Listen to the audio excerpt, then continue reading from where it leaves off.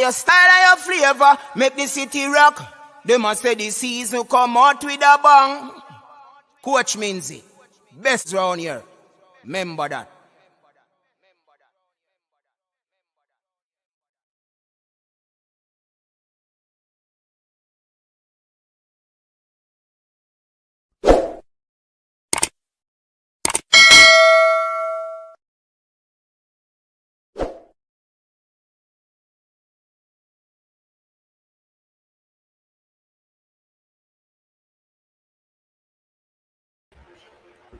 One and all, welcome to the coach's desk. Welcome everybody. Just that we all are doing well, yeah, and we're all doing okay. Yeah, man, big things, people. I mean, some big news in track and field, big news in football. I'm somewhat disappointed, but yeah, of course, you know the thing have to go on. So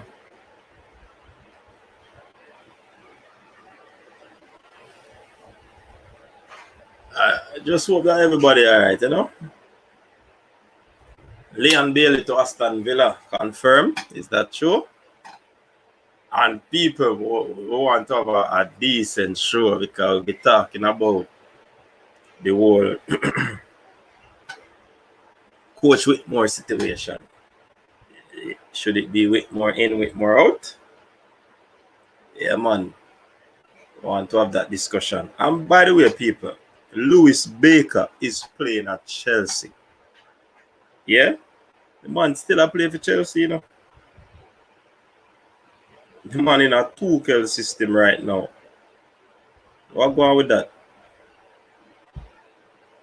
What a go on with that? The man they forget call down. Yeah, man. So, welcome back, everyone. Welcome to the people on Facebook. Big up on yourself. Just about everyone who has tuned into the show. Yeah, man, we want to discuss Leon Bailey's move to Aston Villa. Is it a good move for him to go to England? Yeah. Is it a good move for him to move from Germany? You know, we have always been thinking about this, you know, because, of course, you know, the link with Unique Sports Management, and we have theorized from then that this could be the season that Leon moves to England. He did say in an interview that he wants a new challenge. Yeah, he wants to do something different. So this move should be a good move for him. Aston Villa is a good team. Yeah, I think they play good football. A team with history, and some people might not know, but Aston Villa have history. Aston Villa Champions League winner. Yeah, so just waiting on some people to come on so we can talk the whole football thing. Good move for Leon. Initial bid was turned down by his club, Bayer Leverkusen. Now Aston Villa up the thing with a formal bid. So we want to see how that goes. Yeah, man.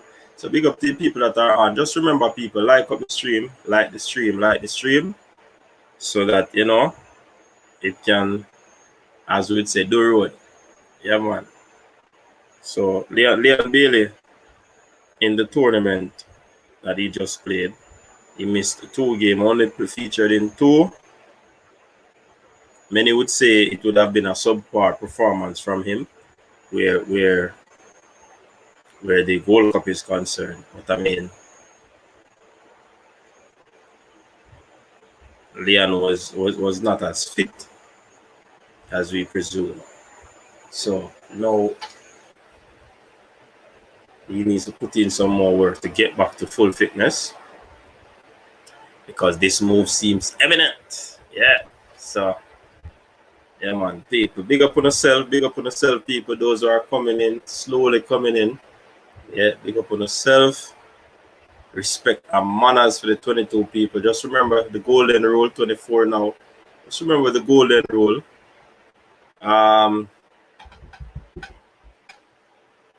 Hit the subscribe button if you're new. Yeah? Hit the subscribe button if you're new. And again, like the stream. That's one of the golden rules. Like the stream. Yeah? So drop a like on the stream, people, real quick. It will send it out there so persons who aren't aware that we're live will realize that, you know, it is alive and they will come on. Yeah? Definitely. We're going to put up a poll right now.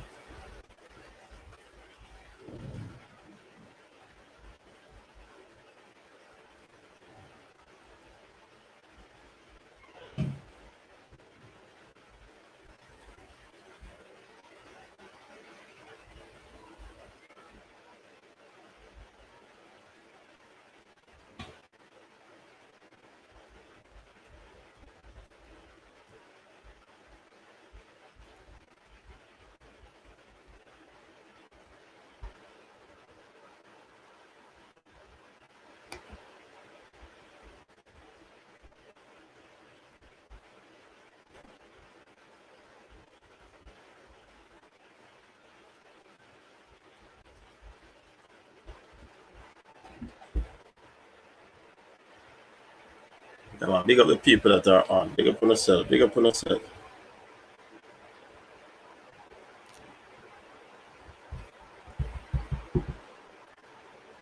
Yeah, man, the thing is going, man. That's where it is right now. So let me read some of the comments in the comment section. Rose TV said, now he can realize on his skill set. With this team, I don't see a championship or a Champions League anytime soon. So he has to think carefully if things don't change in 2 years. Big up yourself, Rose TV. That's a good comment. 1-1. Big up yourself, 1-1.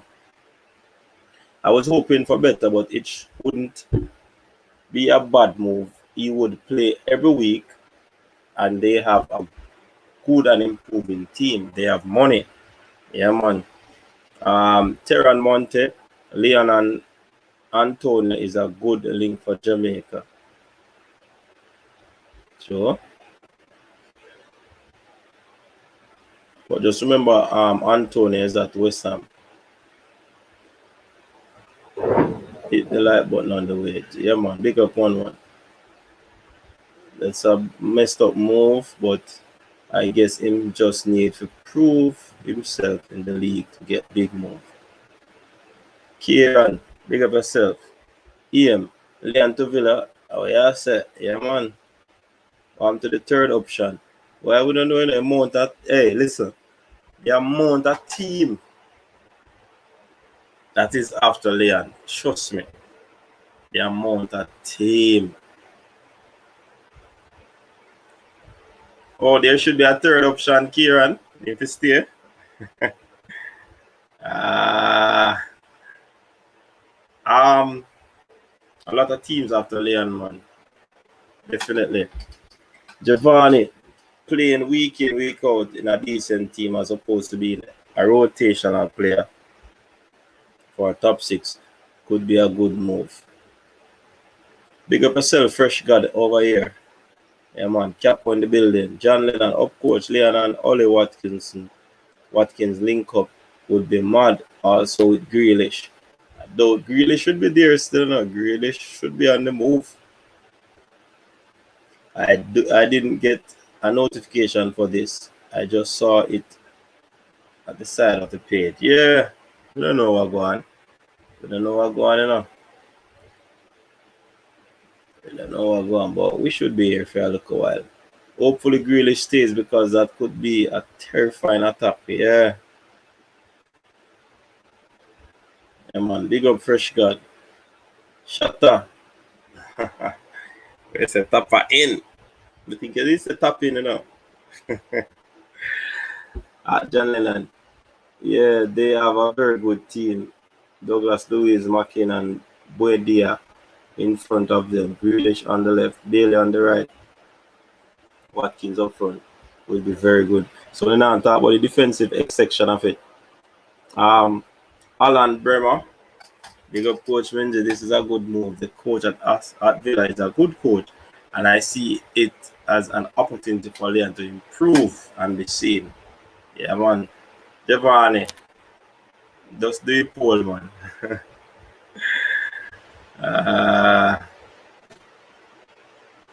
Kieran's disappointed, but we can't change the coach now. True. No Tappa in option. Tappa out. We can't end up Paul, man. And do a next one, you know? But I mean, this I know it are going on in the shutter. It make no sense to do a next one. God, the old one I lead right now, you know. The out one is leading shutter. So Aston Villa is a step down for Leon. Why you say it's a step down, Jerome?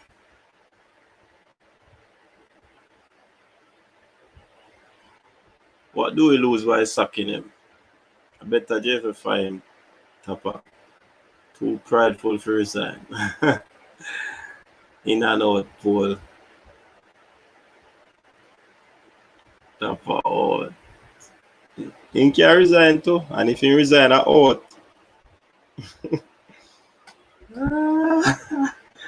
They say, shut up, I have nothing to in.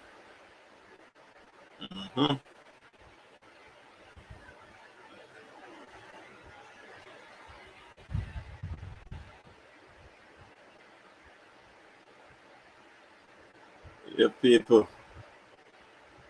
Villa is going to finish top 10 this season. He will not get to play any Champions League football at Villa. Can't bear to see Tappa only getting 1 point from 3 games in September. Hey, you know, when you look on it, people, we played 4 games in the Gold Cup, you know. And 2 of those games, I did a video on that. I mentioned it in the video. 2 of those games, no matter of fact, the 2 last games were against 2 of the opponents that we'll be facing in the CONCACAF round. Yeah? And guess what? We lost those 2 games. And it is as a result of poor finishing up front. Persons are saying it was a tactical blunder from the coach. Even if you started Bobby Reid, you should have taken him out based on how he's playing. Big up Carlton D. Cardova. Definition of insanity is doing the same thing and expect a different result. How we are going to expect better results with the same coach? Yeah, man, and there's a saying that you can't do things the same way and expect a different result. Yeah? So it is that situation, you know what I mean?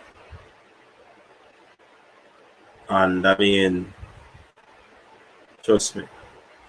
I know the fans are pretty sad at this time because of what happened, you know? I mean, we were expected to be sitting pretty in the semifinals right now. Because before halftime, we could have been 2 goals up. But it never happened the way we wanted it to happen. You know what I mean? And that's something, the powers that they have to take into consideration. Serious consideration. 2 of the opponents we play, they are going to be in the final round. And we lost those 2 games. 1, C team. And we have Mexico the first game, I think. So it don't look pretty. Unless we get reinforcement. If we make the World Cup, is that a success? That a success? Wait there. that a success, and if we have to go into the World Cup, if we make it to the World Cup, of course it will be a success. We want to go to the World Cup. Yeah, the team would have want to go to the World Cup. Every country would have want to go to the World Cup. Yeah. Alan Brown, JFF fire themselves first before they fire them. Exactly, like coaches that we lost 2 out of 2 against octagonal teams. He didn't take off the exhausted players. Yeah. And you can't. The players just are run. And now put the running into perspective. We're not doing a marathon. We happy going to World Cup and losing. Yeah, because with that World Cup, you know, Tappa should look into himself and realize he's incapable of taking this team to the next level. When you look on it, Jeff Harnett, how many years? Good amount of years, And the only thing that I've seen with the team is that I fairly good enough defense, but we don't see no identity. Yeah, I have not seen an identity from the team. Big up yourself again, shut over here. New coach and system 1 month before qualifying. Yeah, that's gonna be one next thing. So you need to take that into consideration. Sorry. Of course, making the World Cup is a success. Team selection is a problem, and if Tappa is solely responsible for selecting the team, he should go. But if he's not, the entire selection committee needs to be shaken up. Try Never Bell. Never Bell now gonna do it on Rose TV. The man then now travel.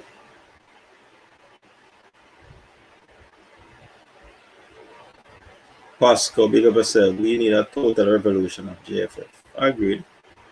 Coach, I will give him up to the 3rd game of the Octagon Cup.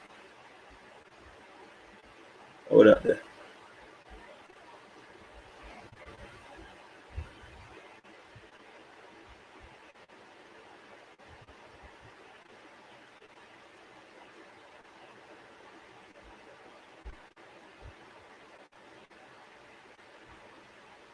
Coach, I'll give him 3rd one. If we get less than 4 points, then he must be fired. Alright. Exactly. No identity after 5 years. Nothing else needs to be said. Dre, anyway, that big up yourself, Dre. People, of course, don't know how to support Dre, because you don't know wanna win. Yeah. So check out Dre's channel, and just subscribe to the thing. Alright. He's saying that at coach special edition to the Baller Reach EPL and Chelsea and RB Sterling and CDM Lewis Baker starting today with victory. Yeah, man. Lewis Baker play for Chelsea. Me tell the people them. Come on, me tell them. Lewis Baker play for Chelsea. And why we can't go for him? Why we can't go for Lewis Baker? Tappa decision making is my biggest worry. At Chatter, no time to implement a system or style of play, but we have neither on the Tappa. Yeah, 2-1-1. I agree with that. So, is it best to try somebody else or keep him and see how we progress going forward? 3rd, I got too late. Man said, the 3rd match I got be too late, If you know fire JFF, he might right now, we go World Cup and win. Why not make Hall be the coach and Whitmore support him? That I mean, some people now go relegate themselves to that still, But that's not a bad suggestion. With a sticky situation, don't fire Tappa and have a bad start to qualifying, or fire him and risk a new system or soon to qualify. We should have fired him from we lost to El Salvador. Hold on, we have a better chance with Tappa for qualifying, given the timing. It's gonna be a hectic round still, enough people. Hectic round. Not gonna be as easy as we think. Yeah? But let's see how this one goes. Cause trust me, I can't afford to miss out on another World Cup. Cannot. No time, no shape, no form. Yeah, man. You see the excitement when I was a little boy. I want to see it now when I'm a grown man. Yeah? World Cup fever, that one. Really said I was surprised by the performance today in the middle of a back three by Baker. Yeah, man, Baker body now is something, there, man. And I see them roll. Big general. Yeah, man. Louis Baker never played for Chelsea. Been there 7 years and never made an appearance. He's not really a DM either. Wouldn't want to play for Chelsea now, you know. Pre-season. So if at least that, he can stay there. And Tuchel, tell them no Dre. Tell them what I go on. Because you're the Chelsea, man. Yeah, man. It made no sense they sack him now. Carvel Ray Francis. It's going to be difficult to find someone now. Especially when you're not money. But then again, what do we do? All right, let me ask a question.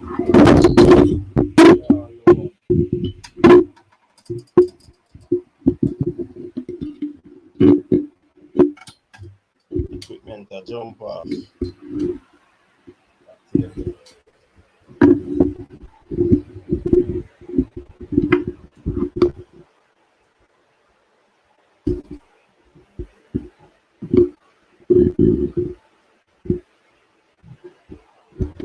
All right, let me ask a question. See?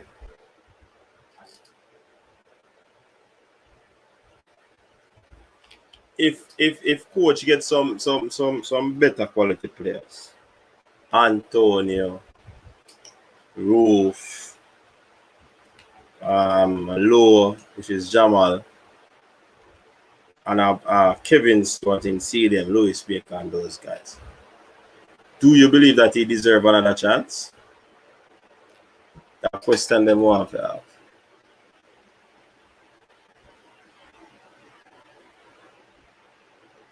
I'm not surprised of the outcome. We believe too much in these overseas ballers. Joe Dex, but I never had overseas ballers than the on the field alone. There were more local ballers than overseas ballers on the field in the Joe Dex. So I don't know where that comment is coming from. If we had the overseas ballers them and then a win, then we lock shop. Where's the third option these days? In the discussion era, Imran. Give them Tappa's wages and the promise of a huge bonus if we qualify.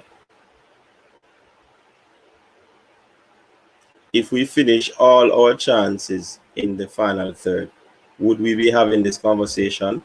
No, but 20, the team won 2 games and the mass realized that even though they won the game, it was not a good performance, and the coach even alluded to it. So we wouldn't be having this conversation, but sometimes when you win is just for cover up. Yeah? So you have to look on both ends of the spectrum. You understand, Twani? But you're right, we wouldn't be having this conversation. But if the performance wasn't good and we won, gone into the semi-final, I'm certain that we would be having the conversation. But not the conversation about Tappa out. But persons were very critical in the stadium and on various platforms. So this is not nothing new, not one. Persons have been critical of the coach. He never put a foot wrong today. Looked like a seasoned vet in there. I watched every minute of the entire match. He played the first half. Tuchel, a tactical genius, will get them best out of him. You hear that? That is the baller, Lewis Baker. Tappa is an okay coach, but when you have mediocre ballers, that's the result you'll get. But many people think that the ballers aren't mediocre and Joel Dex. Persons think they are quality because if they are saying that this team is better than the previous teams, how are they mediocre baller? Yeah? Let us reason it out, Joe Dex. How can they be mediocre baller when this is said to be the best team that would have had in a long while? Yeah? I think we lose anything. The players have no idea what Tappa's ideas are anyway.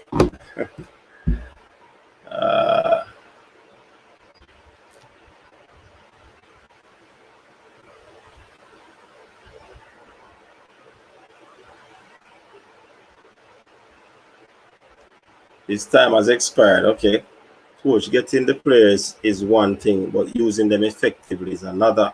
And that's why I ask the question: if he got all those players, would it be a situation where they would have still been in this predicament? That may I ask, you know. And this question is directly at persons who might be saying keep him. So we are looking on all the variables that would have surrounded. You know what I mean?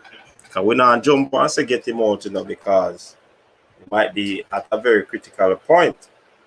But again, the question I'm asking, if we get the quality players and keep the coach, will we get the desired results? That's what I'm asking. I don't think he deserves another chance, but he will probably do better with better players. Everybody would. It won't change the fact he's rubbish though. Okay, 1-1. Strong. Look at Frank Lampard, people. Frank Lampard had a very good team, squad. Matter of fact, it's the same squad that Tuchel came and used and won the Champions League. Yeah? So, is it a situation where it is a coaching issue? Okay, you can have the quality players, but you don't know how to utilize them. Yeah? I've seen where coaches would have. That's why most players follow coaches, because that's the manager who can actually get the best out of that player. Yeah? And I've seen where players move from one club to the next and you wonder if it is the same player. They start to shine. Look at Kevin De Bruyne. Look at Mohamed Salah. He was at Chelsea, him leave. You see what I say? And that Mourinho and they didn't excel. But Klopp and the boss himself, Pep Guardiola, came. And you're looking at two totally different players. You understand? Tappa may struggle tactically with those quality players and his friends not being in the squad. Damian Brown, Tappa needs to go. Joel Dex, teams like El Salvador and Honduras have lesser quality players and are playing better. That mediocre ballers argument doesn't make any sense. Same thing, man. Sean Pascal, no other chances. And sad to say, primarily overseas players should be playing. Yeah, we need quality. We need some depth quality. Definitely need quality up front. Matter of fact, we're not no wingers. We're not no midfielders. You understand? So we need quality to be added to the team, whether we believe it or not. Delmar would have burned. Resign. Not fire. He has given too much to us. Respect due regardless. Yeah. There are no Caribbean teams in the octagon. I agree, coach. I also say I prefer the ugly wins rather than a pretty loss to a team like Costa Rica. Jeremy and Sebe, we will be going back to on depending on individual talent, and then we'll tap continue only be late to making tactical changes when needed. I don't see that changing. Sure. But Jeremy, look on the bright side of it still, If you can recall, we on this program were saying, or some people were saying, the coach is not going to start Williams and Johnson. He's gonna start Hector. Yeah? Is that a move in the right direction? Because we thought that he was one track mind. But he made an adjustment. So can we say that if the coach now utilizes substitutes very meticulously, he should be given an opportunity to remain? Think on it. But I agree fully, the coach shouldn't or needs to be questioned. Yes, better quality players and give him a second chance. Me now blame everything on Tappa. Him can only do so much and no more. The man them are dribble and them slow. Johnson fi go home. Savage though. So far me there in the comments them man. Sure no. Talk too much man.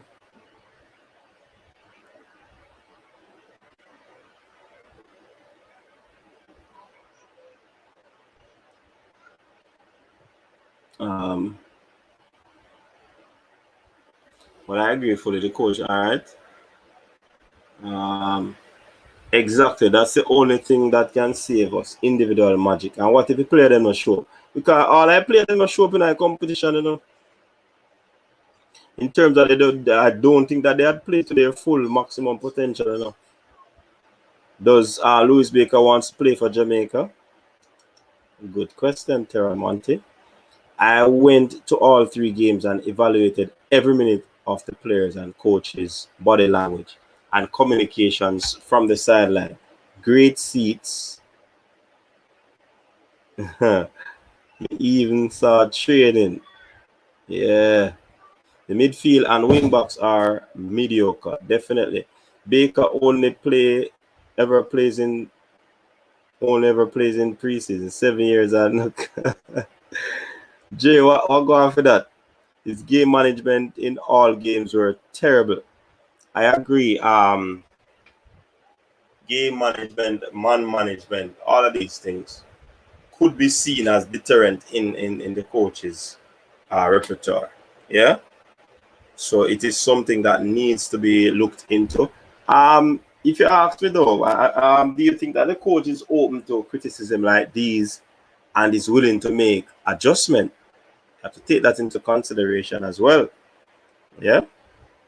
And if he's open to that and he's open to making changes, should we keep him? A lot of people are here clamoring for him to leave. Rose TV, coaches need to play established systems and Tappa is not consistent. The best game Jamaica played to memory is Jamaica 1-0 US. That game shows us that our players are very talented and can be dominant. Sean, exactly. We have a midfield especially. I think we're doing too much over analyzing of the team. They were not all bad. It was mostly strikers failing to finish simple chances. Imran Gale, that's not true. No. That's not true. But your point is respected. This team is getting too big for Tappa. Even with errors, you should still see a style of play. Yeah. Why people continue to have the argument about overseas players when we all know a full 11 of Jamaican-born players would be way worse under this coach. I think Johnson was the engine in the middle. He's only a bit slow. Come September, we may see only 5 players joining the squad. That will improve our team drastically. JFF need to give him an ultimatum, right there, so we reach. If Tappa look back that US game and build on that performance, the team would have improved, but no, the system since Eccleston, big up, it's bigger than him, full stop. Andre Moore says Tappa win matches on individual player brilliance, not by his coaching brilliance. Alright, Andre. Gecko Autocare. Overseas players is hard to work with. The game is above Tappa. Time to move on. It's not players. So if many are saying move on, who do you recommend? No, the other clubs hire Whitmore. No other club hires Whitmore. I don't understand why people are saying that this is Jamaica's best team when they have not achieved anything. In the sporting arena, are we not judged based on accomplishments? I think Paul Marriott, they are saying it's the best team on paper because of the ability of the players. Yeah? When Brooklyn Nets assembled that team, they were saying it's one of the best teams, but they won nothing. You understand? Fox Sports says El Salvador have USL players in their team, but were all over Mexico and unlucky to lose. They look like they have been coached well. Yeah. Even the Suriname and the Guadeloupe team, you can see they have a system in terms of a possession type of play, keeping the ball in the middle, knocking it there and there, and try to make the transition from midfield to attack through the flanks or down the middle. You could see those patterns from a Suriname team. That's the truth. If we get the play, Tappa will underachieve with them, with the players, I think. Serious question. Come September, who's our starting right back? We have a situation there. Rampant bench Kanta. Phantom, and I understand that. Just reach the first 10 minutes of the 2015 final and 2017 final, and you see a big difference.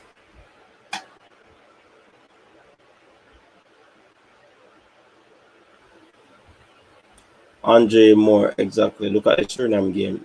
We played rubbish but scored 2 strikes from outside the box.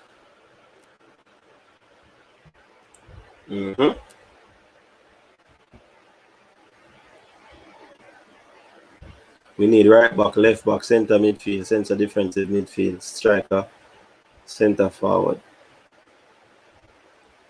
Coach. I'm this far in the comments, people. I didn't know.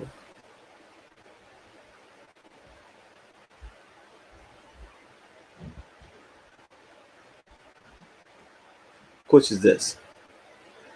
How can you question the coach when you said we have no winger in midfield? How can I question him? We had wingers, but they're not quality. There was midfield, but they were not specialist midfielders in that position of the central defensive midfield. We had the opportunity to select those players. So, Butters, on that point, that's where I'm making that point. If you're understanding my point. Coach, you like Daniel Johnson, me done. LOL, that boy now have no sense.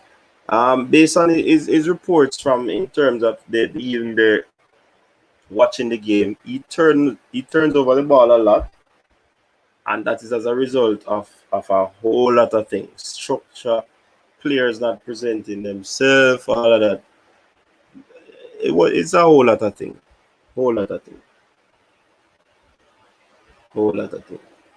This team has not grown. Tappa Whitmore, he should leave the job to somebody who can do a better job.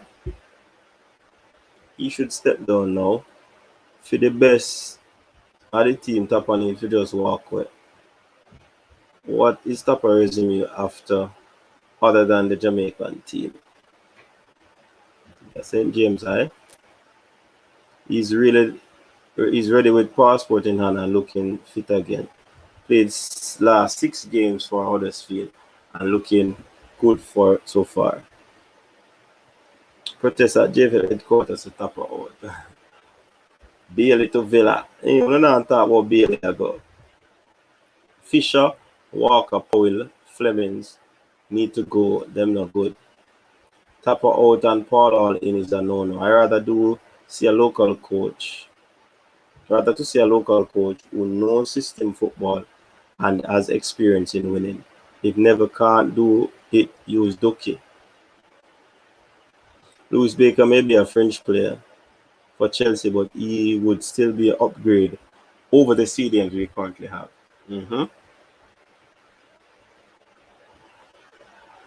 What is Tappa record in World Cup qualifier? That's a very good question, isn't it? Ducky not good, him only thought nice, him too defensive. Even if we scored those chances, our style of play would still be an eyesore. Jeremy, and big of yourself, is Tappa aware that assertive subs affect momentum? I would think so. Losing was a blessing in disguise. We played terribly in all 4 games.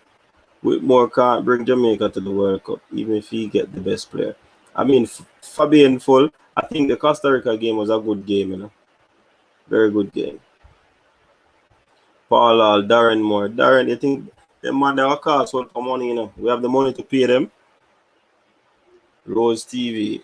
Do you remember what Ducky did with the last under 23? That was so good. I don't think you would want him. Aaron's Antonio Roof, Stuart definitely have passports. But let's wait to see Redman Harris and Kiddo working on their own docs. Get a Chris Orton to Forest or Darren Moore. Jamaica people only have accept a coach if a foreigner or if him white. They will always find a problem when it's one of our own. I don't think so, Nicholas. My name beat Schaefer with him there too.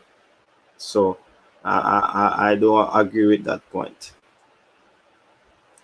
Coach, this team has outgrown Tappa Whitmore. He should leave the job to somebody who can do the job better.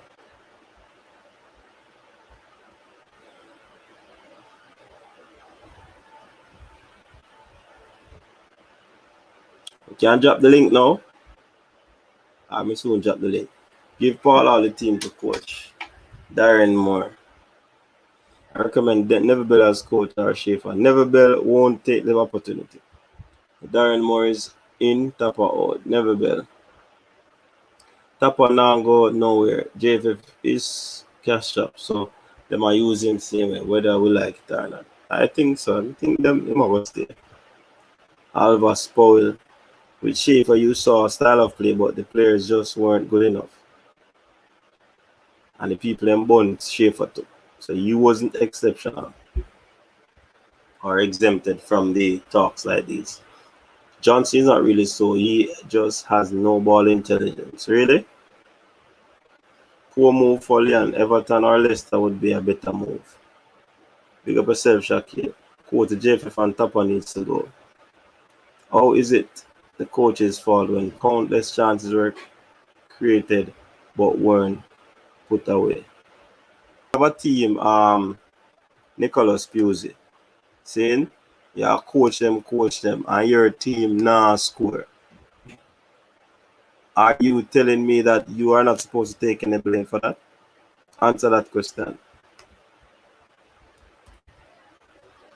Answer the question, Nicholas. Because I don't see who else you would blame.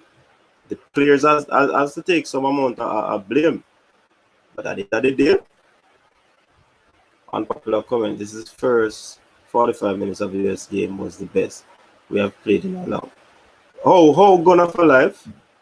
They were pressing and looking good. But pressing alone is not football, Virgin. They were looking good without the ball because they were pressing. With a team like a US who have key possession, all the pressing help.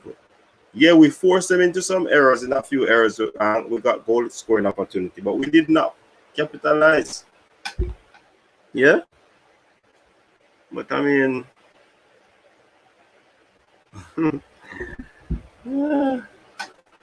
like him, but he is playing out of position. What do you expect him to do with more? We need someone who can inculcate a particular style of play and get the team to operate that idea. Yeah. Sometimes I wonder how these high school coaches get the youngsters to be playing the way they are playing. No wonder. Yeah. Compared to the national team. Because when you look at that George is a JC, a Wolmers, these teams play very good football, you know. You know what I mean? I can remember watching a match with St. George's and they move the ball from third to third. Yeah? Control the ball in the defensive third, move it to the flanks. Defensive midfielder came for the ball in the middle, turn, make a pass. If they're under pressure, they back pass, build up the play. The transition through the thirds very easy. They went up to the final third, realized that the doors are closed, passed back the ball around, and they came back down on the next side of the field. Reset again, go back in the defense, turn. And they were probing and probing and probing. They kept possession of the ball. And those are some youngsters. You see what I said? It can be done, man. You can identify a style of play. You can get a team to play it. I think Speedy and Johnson was very good and solid. We needed a number 10. Walker Maggie would have helped out a lot. Aston Villa give more game time than going to Everton or Leicester City. Okay. Fresh God. You see commenting and I read it. Now I read it again.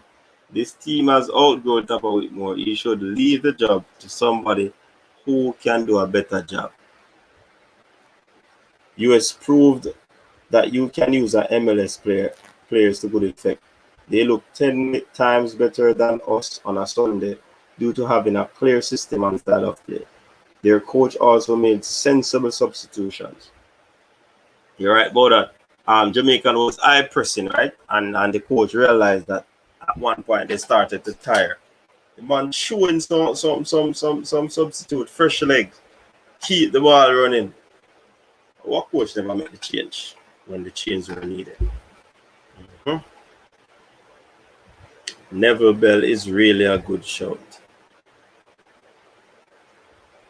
Also winger, Villa Boyz, Valverde, Glenn Hoddle, Jurgen Klinsmann, Sanchez, Flores, Luis Fernandez, Lucien Font, Frank de Boer. Now, God.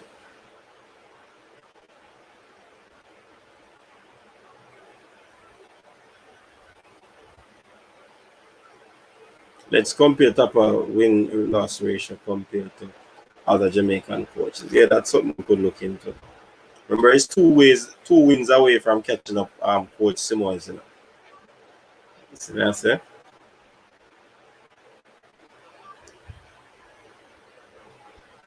And you're telling me Bailey can't start in Everton or Leicester, bro? Yeah, of course he can. Our expectations were too high, believing that we were better than the US team was a fantasy. We did well considering the circumstances. Marvel Nelson said, Craig Butler is the man. You don't score, you don't win. Simple. That was a puppet from JF. I have under good authority that Whitmore was working in construction before he became head coach. Lama Walker played 10 minutes and could not manage. Joke thing. Hey, the room not easy enough, people.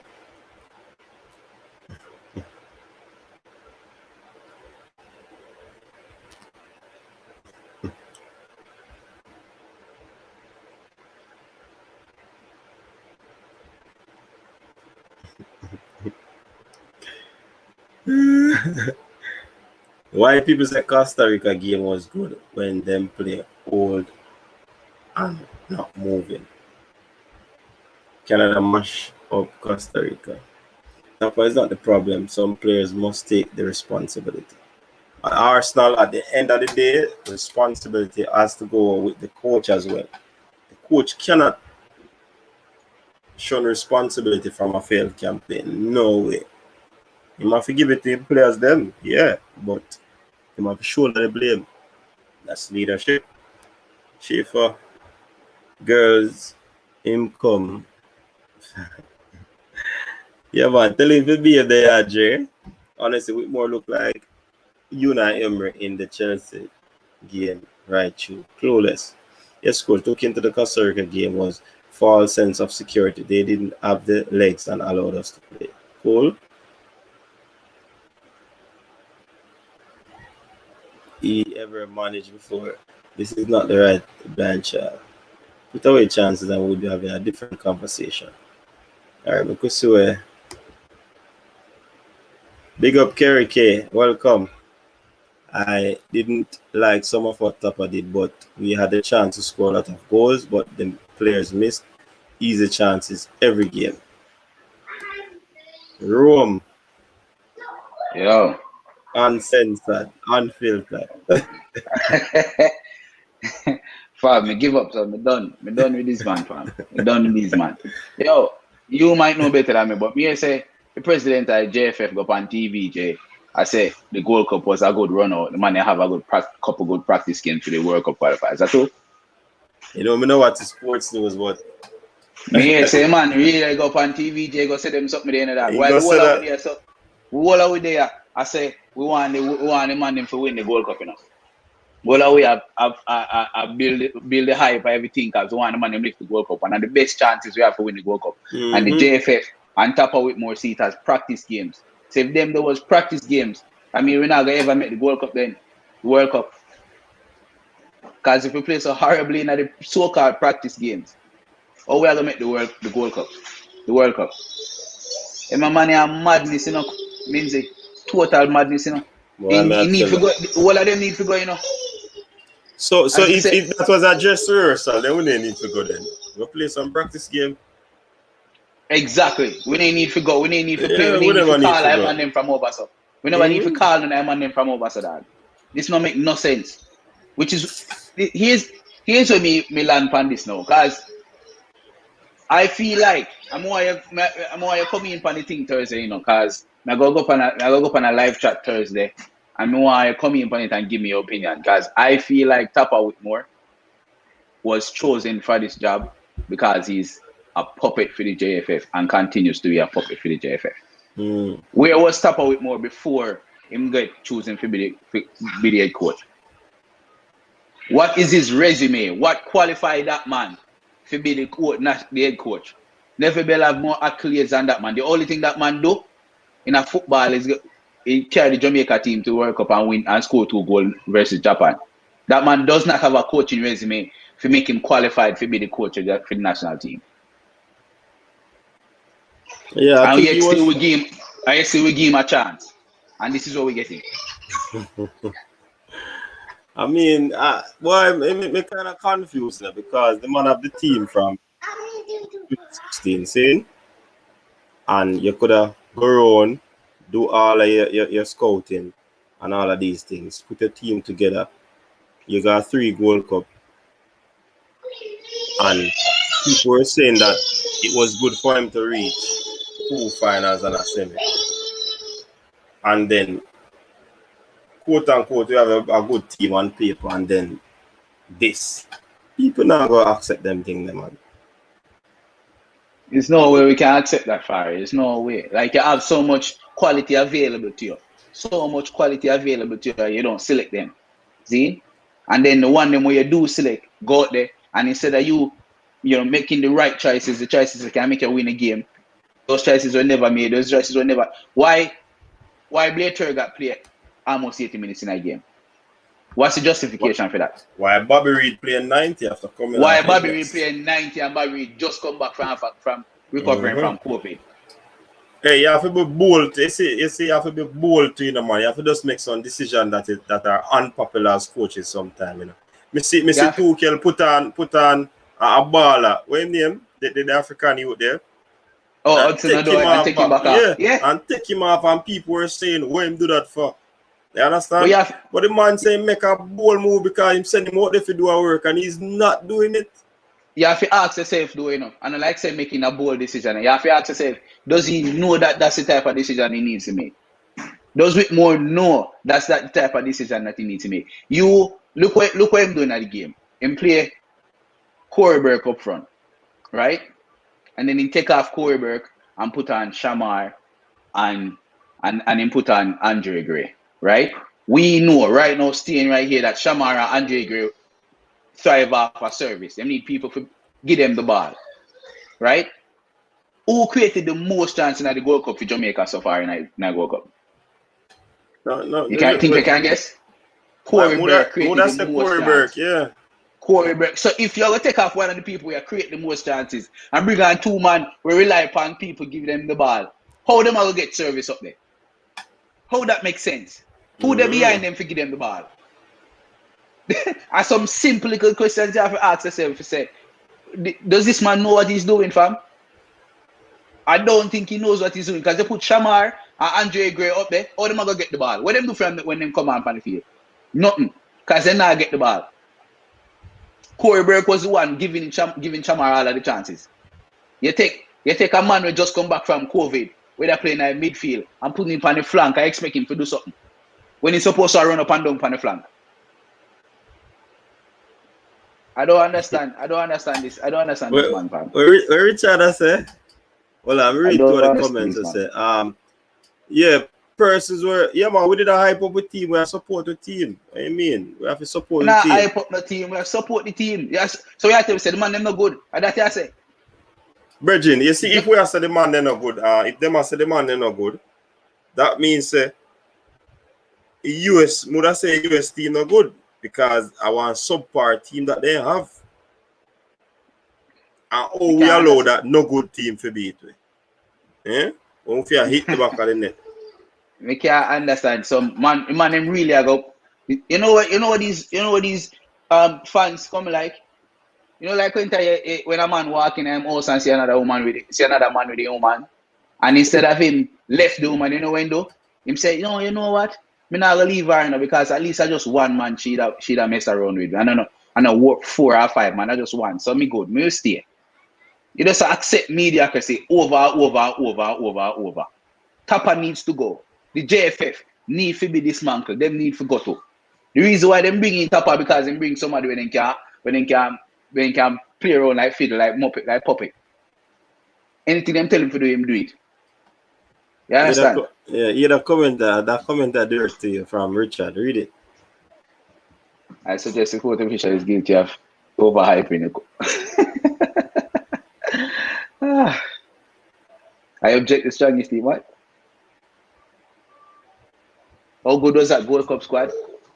Richard Stevens. All right. Let's talk about the first thing I say. I am overhyping the quality of the team. Right? Let's start from back to front. The goalkeeper, arguably one of the best, top 3 in the world CONCACAF.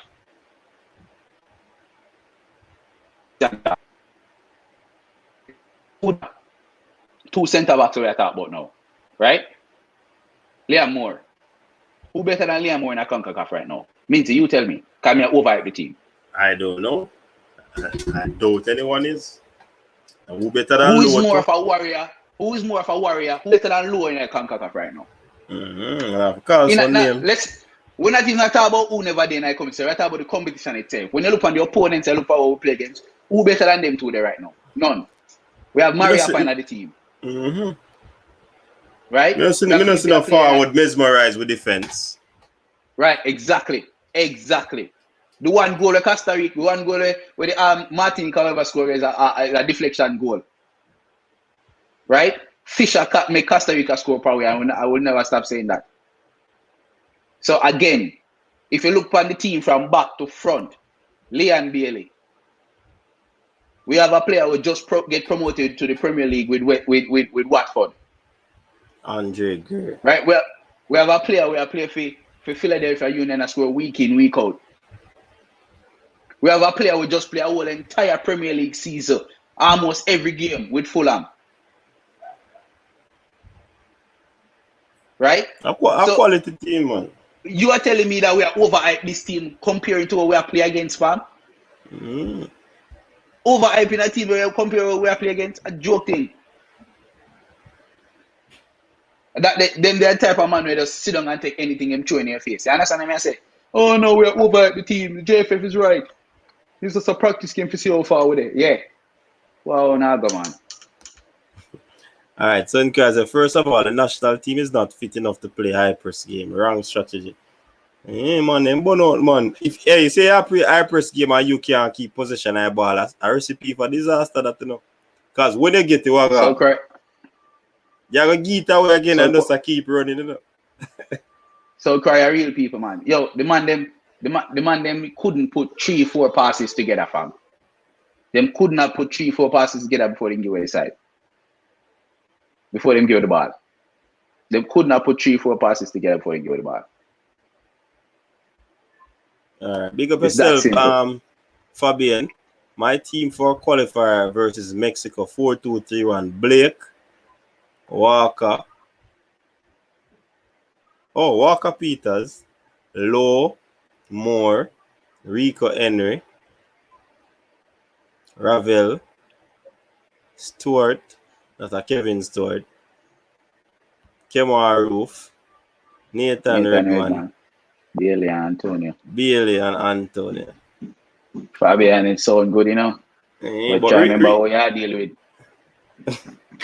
The man, them not call Damian Lowe for Gold Cup. I mean, yeah, not Damian Lowe, Jamal Lowe. Shamar better than Jamal Lowe in your opinion, coach? Shamar Nicholson, yeah.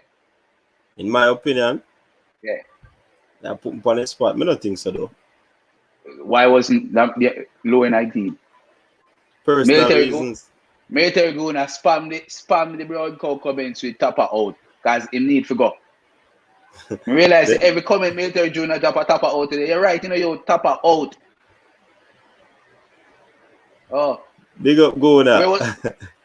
All I man them in the comment section right now, we are defending JFF and Tappa. I want you to tell me what make Tappa qualify to be the coach. Where was Tappa before Tappa become the coach? What makes him qualified? Is it tap out or tap out?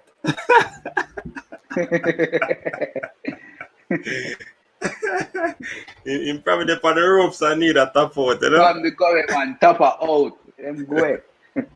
You need to go. Disgusting, man. Right now, the way the thing I move, it kind of disturbing to see that we have such quality players, right, that can compete with anybody in this world. Not necessarily be the World Cup winners, but we have quality players, right? And the JFF just don't want to call them up, don't want to bring them in the team because they have their own agenda. JFF should be outsourcing a coach right now, outsourcing management right now. Where are they? We know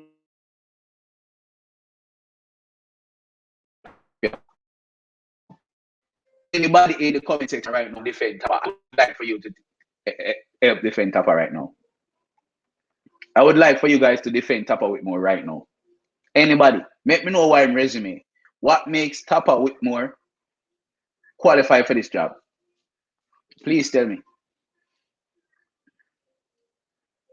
Well, JFF organization needs to be dismantled. Yes, JPS. The whole of them need to go. There's so many options to replace Tappa Whitmore, Parry. So many options. Tappa does not. This is as far as he can go. Tappa Southgate, very much so. I rather go for Dean Burton. We need someone who is neutral, someone who's not going to pick a wall and friend them and play a wall and friend them.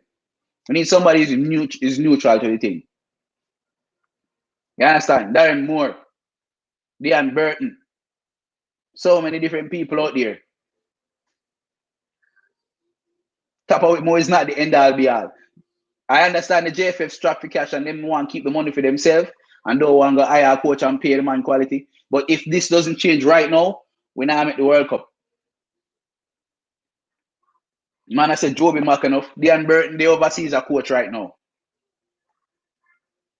You understand me? I say, I still don't know why the JFF are move stingy with the funds. They might move stingy with the money. They rather pay Tappa a little minimum wage because I must see construction he made do before and him happy for the job. We need to stop. We need to stop.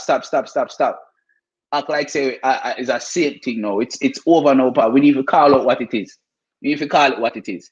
Stop settle for mediocrity from. Stop settle for mediocrity. The fact that these men are go up on TV, I thought, oh, these was good practice games, and them foolishness there. Mean that they don't want to win. They never wanted to win, fam. These men have no ambitions to win.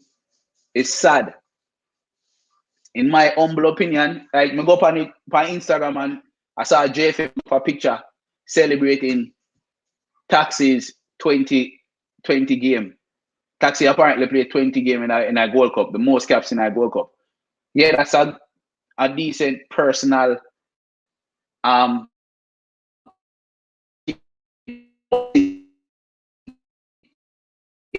have a team have 20 appearances in a Gold Cup, or you know, have a winner's medal in a Gold Cup. How that makes sense? What purpose that serve? You have to tell people say you play 20 times in a Gold Cup and you have one of the best opportunities to win it, but your coach just never good enough, or the JFF never care enough to call all of the people and what they need to call to win the Gold Cup.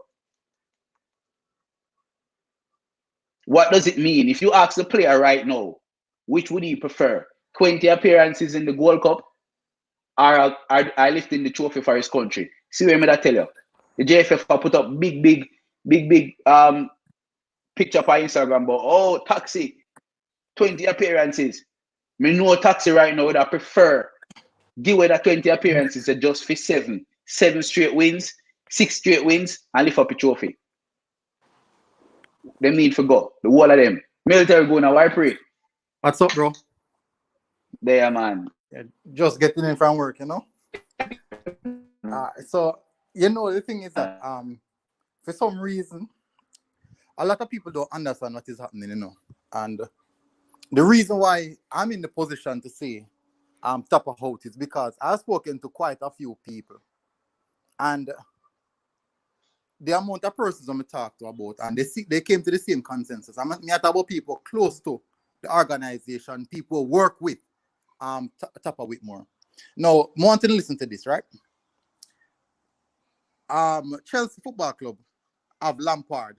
Everybody have all their players, them as them wash up, them this and that. In the Kai Havertz, people say them man spend the money for nothing at all. When Chelsea Football Club fire Kai Havertz and hire one actually fire Lampard and hire one actually one good coach in Thomas Tuchel, they went straight to and win the Champions League. Beat Man City must about 3 times on that journey. Now, fine, we are not at Chelsea. Put aside that. Now, the USMNT team brought 90% of MLS players. 90%. Now, these MLS players have never played together. They have never played together. Yes, they're coming from the same MLS, but they have never played together until when they meet under Greg Berhalter. Now, what happened during the time period of Greg Berhalter, the team, because if you remember, the Nation League team is significantly different from that team, that Gold Cup team, significantly, vastly different.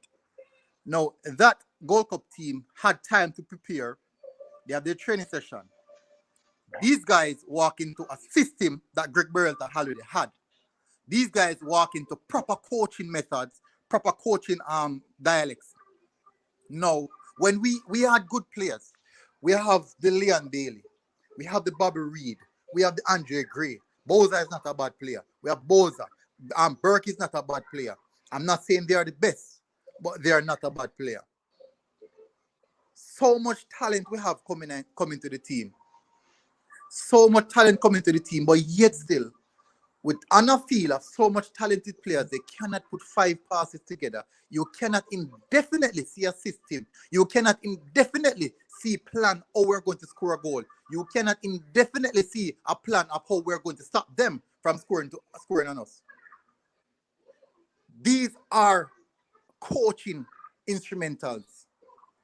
You know when you know a coach not good, look at the coach's reaction whenever we concede a goal. Our coaching system is a reactionary one, not a proactive one. There's a vast difference. People believe this is what happened, you know. You see, because we can resonate with Tappa Whitmore because he's a legend of the country in regards to the football element. What we should do is separate what he did for us on the football field versus what he's doing for us on the coaching aspect. This is what people are going to say now. This is what they use as the excuse. Quality of our players. Fine. Quality of our players. We miss so much chances. That is what everyone is saying now. Look at the amount of chances that Qatar create. That is the reason why Qatar is actually one of the lead them score the most goal. They score more than enough chances so that they can equal they can get back the amount of goals even if the other team score on them. We if you look at our chance creation map, we created 1.3 chances per game. 1.3 chances per game. And that is telling the striker that for every one chance is created, we must score or else it would be vital.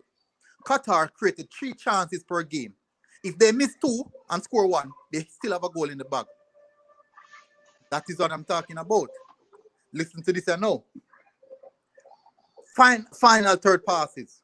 We have the least final third passes. I mean, defense splitting passes. One of the reasons why when Tariq Magee came on the other day and played some passes in between the line, that is the reason why we are so surprised because we are not used to it. Yes, Qatar don't have a defense, but look at how many chances Qatar create in one game. They create up to 5 or 4 chances per game. We only create 1 or 2 maximum, and then when we don't score, it's problematic. Mexico creates 4 chances. This is the most we have created chance, you know. But guess what? It is not enough. Because you're absolutely right. It is not enough. Manchester City create at least 6 chances per game. 6 chances Manchester City create per game. Manchester City averages 3 goals per game. Because they create sufficient amount of chance to score a goal. Listen to this and know. Let's move away from that and know. Football, a system. In a footballing system, if you want to get the best out of a particular player or the players that you have, you put them in a system that resonates with the players and the players' personality. We couldn't get the best out of Leon Bailey. Do you think Leon Bailey not good? We couldn't get the best out of Bobby Reid, despite Bobby Reid scored one screamer. Is it that Bobby Reid not good? Is it that Blair Turgot done good? Is it that Juna Fleming's not good? So all of these good players, why is that we cannot get the best out of them? Well, I'm going to jump off a little bit away, say this a while ago, Zine. All right. Just a little piggyback away, say. Check this out. Remember, you bring up Chelsea and Lampard and Tuchel, right? Yeah. Me get invited on the football terrace. I would have talked to some of the youth on the football terrace about Chelsea. And at the time, Timo Werner and Shai, me call him Shai Havertz, the two of them never had play well, right? And the moment them fire Lampard and Tuchel come in, you know what Tuchel do? Lampard did a play right position, which is a false 9. And the moment Tuchel come in, Tuchel put him right there in the middle as a false 9. And then Shai Havertz starts score almost every other game. Mm-hmm. It's all down to the coach and all down how you use you use a player. Coaching. You understand what I say? I would however say that still, you know. Shatta say, watch the piggyback that. They better say echo your points. Shatta trouble, you know. Yeah, man, as we have said, I do believe it is coaching because me always say a coach should be able to outthink another coach. You might can't, but you should be a thinking coach. Yeah? Whereas issues might come up on the field and right out of the bag. You see me I say like a magician, you pick out something out of your hat because you already a think ahead in terms of strategies in order to outdo your opponents. And this person, Christopher Wang, say a good coach is a good teacher. You have to be able to disseminate the information because you can have the world of tactics, but you can't disseminate it to the players, and you can't construct it in a way so the players understand it, So all these are variables and factors that possible are some of the issues that is causing the demise. I mean, I hear a whole heap of things, but I don't really Can I ask you a question? Yeah, man, go ahead. You as a coach, right? Because the good thing about that, I play football, so I understand. I run world of football and I see coaches may have a whole of reason for it. Talk on a daily basis. Now, as a coach, and you look on your players, you can read them body language. All if you just meet the player. Of course. You can read in body language. On the 56th minute, it was definite that we were under so much stress, physically and mentally. The players revert back and start it deeper. On the 59th minute, coach, me the way at Jamaica, sit down in my chair watch the match, and I can see that through TV. You have to say you as a coach on the sideline can't see that. People want people to understand this, You see, in a world of coaching, I'm not a coach, but I've done a lot of things with other coaches around football, from the youth, the small league straight up. See, in the world of coaching, coaches can feel when their players are under pressure. Of course. Coach can feel it. They see the strain on the players in face, and they know, say, all right, I have to go do something. Time to take him off. Time to make the adjustment. Exactly. Because you see the strain. Exactly. So yeah, that's why I'm saying no military. You have to be bold as a coach to make some decisions that are not favorable as well. Exactly. You see what I say? So if I take off and I will start, fine, and people not gonna like it, but it change the direction. Yeah, but means I go back to what you said earlier, You say him have to be bold. Sorry, military, I don't mean to cut you off. Man. Does he know how to make those decisions? I mean, I question the man ability to coach, All right. Right now, All right. I question the ability to be a proper coach. But hear this room. Hold on, Alex. Big up yourself. Hold on there. Hear this, military. Remember, we have always been saying that for real, So one day if he is bold to make that decision. Remember, going into the United States game, everybody was lamenting the fact that Whitmore will keep Michael Hector and Shamalikos in the starting lineup. Me think him pull one out time at there, so. All right. So obviously that is telling me that he was thinking in that situation. Yeah. Rather than playing a slow Michael Hector in the middle of the park, you go for a more fluidity where you use a Daniel and a Williams. All right. So I can give him that. You know what I mean? Yeah. Look on this now, coach. In the first half, right? Our midfield was being overrun in the first half. Or in the first half, our midfield was being overrun.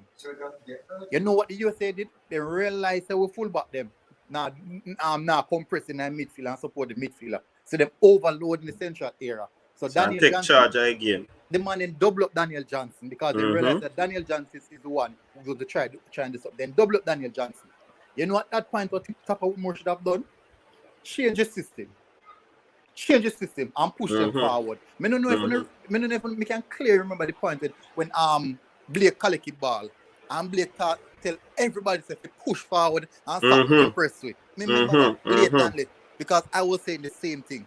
You're sitting too deep. They were sitting too deep. I think it's a coward move that too, That is a coward move, You sit deep because you're afraid of break. Exactly.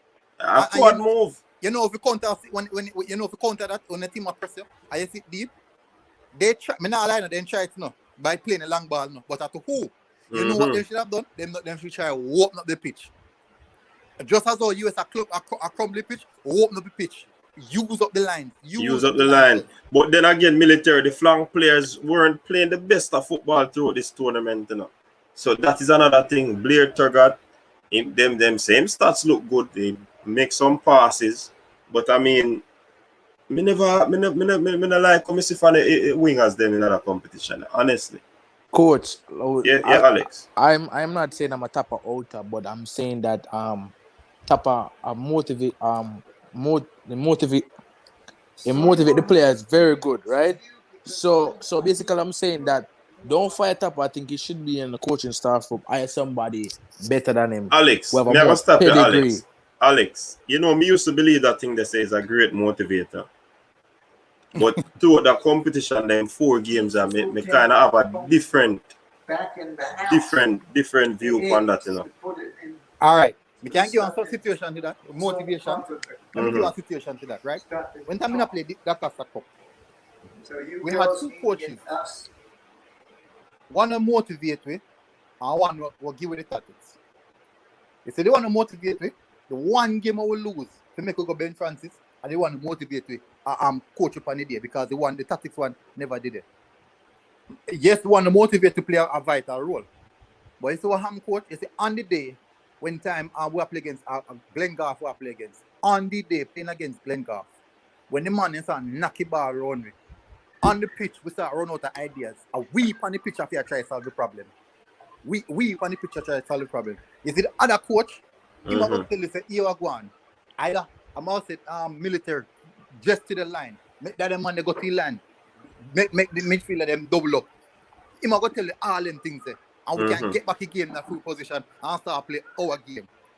But you see for the entire game, see the motivator, all the motivator tell me on line to do.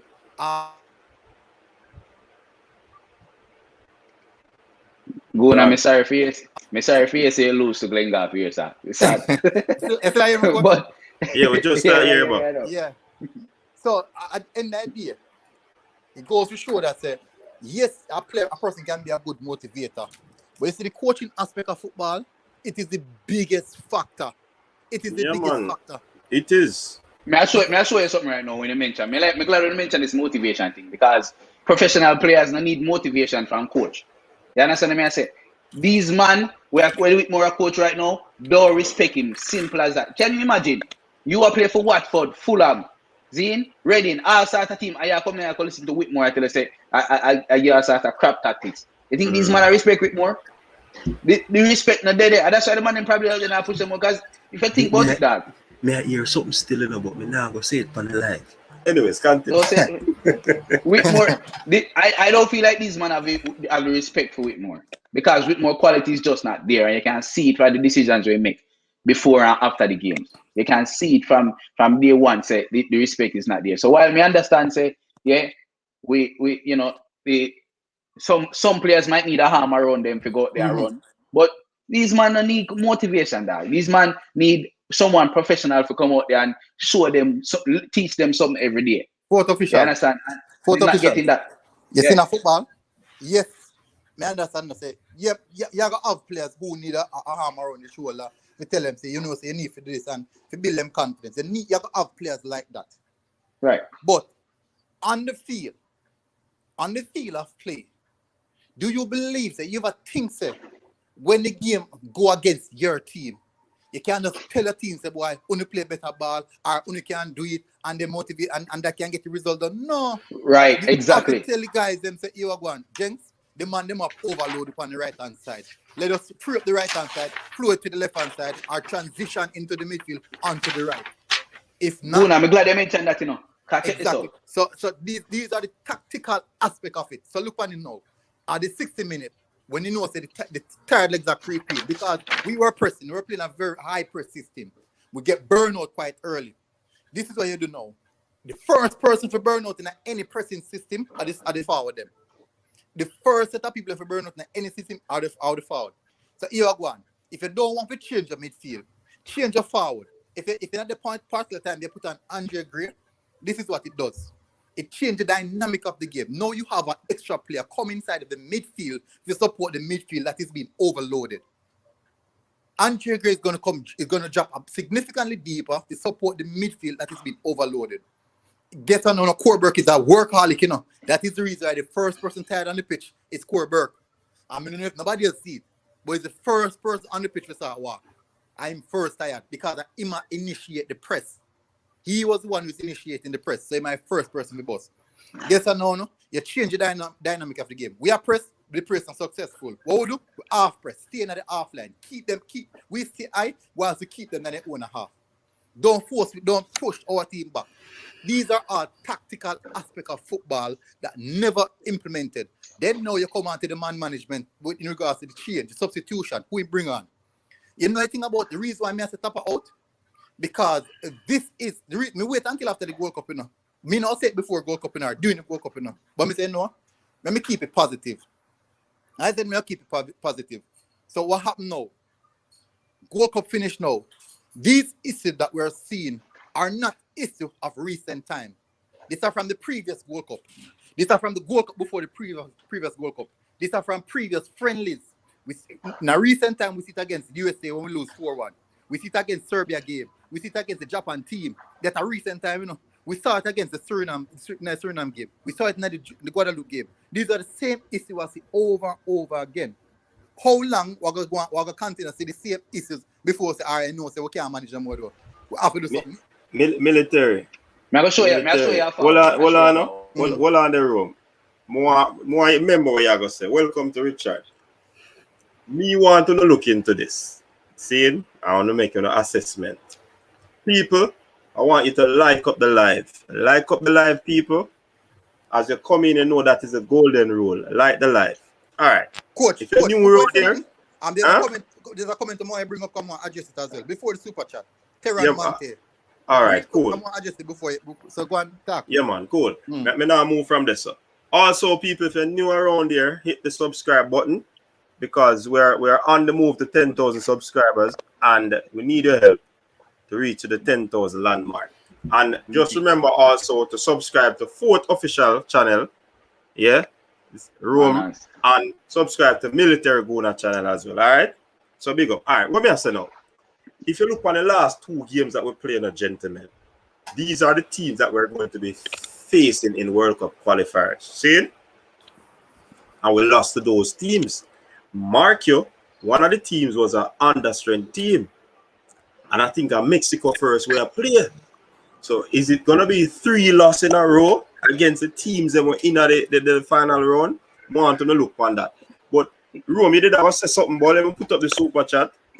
Yeah. Shatta is asking, Coach Minzig, CEO of Coaches Desk, are saying Tappa out, are saying, I don't understand that's not a question. He make a correction later and say, are you saying that Tappa out? So I'm ask you if you say Tappa out. He make a correction shortly after I'm drop the super chat. No, you know, to be honest,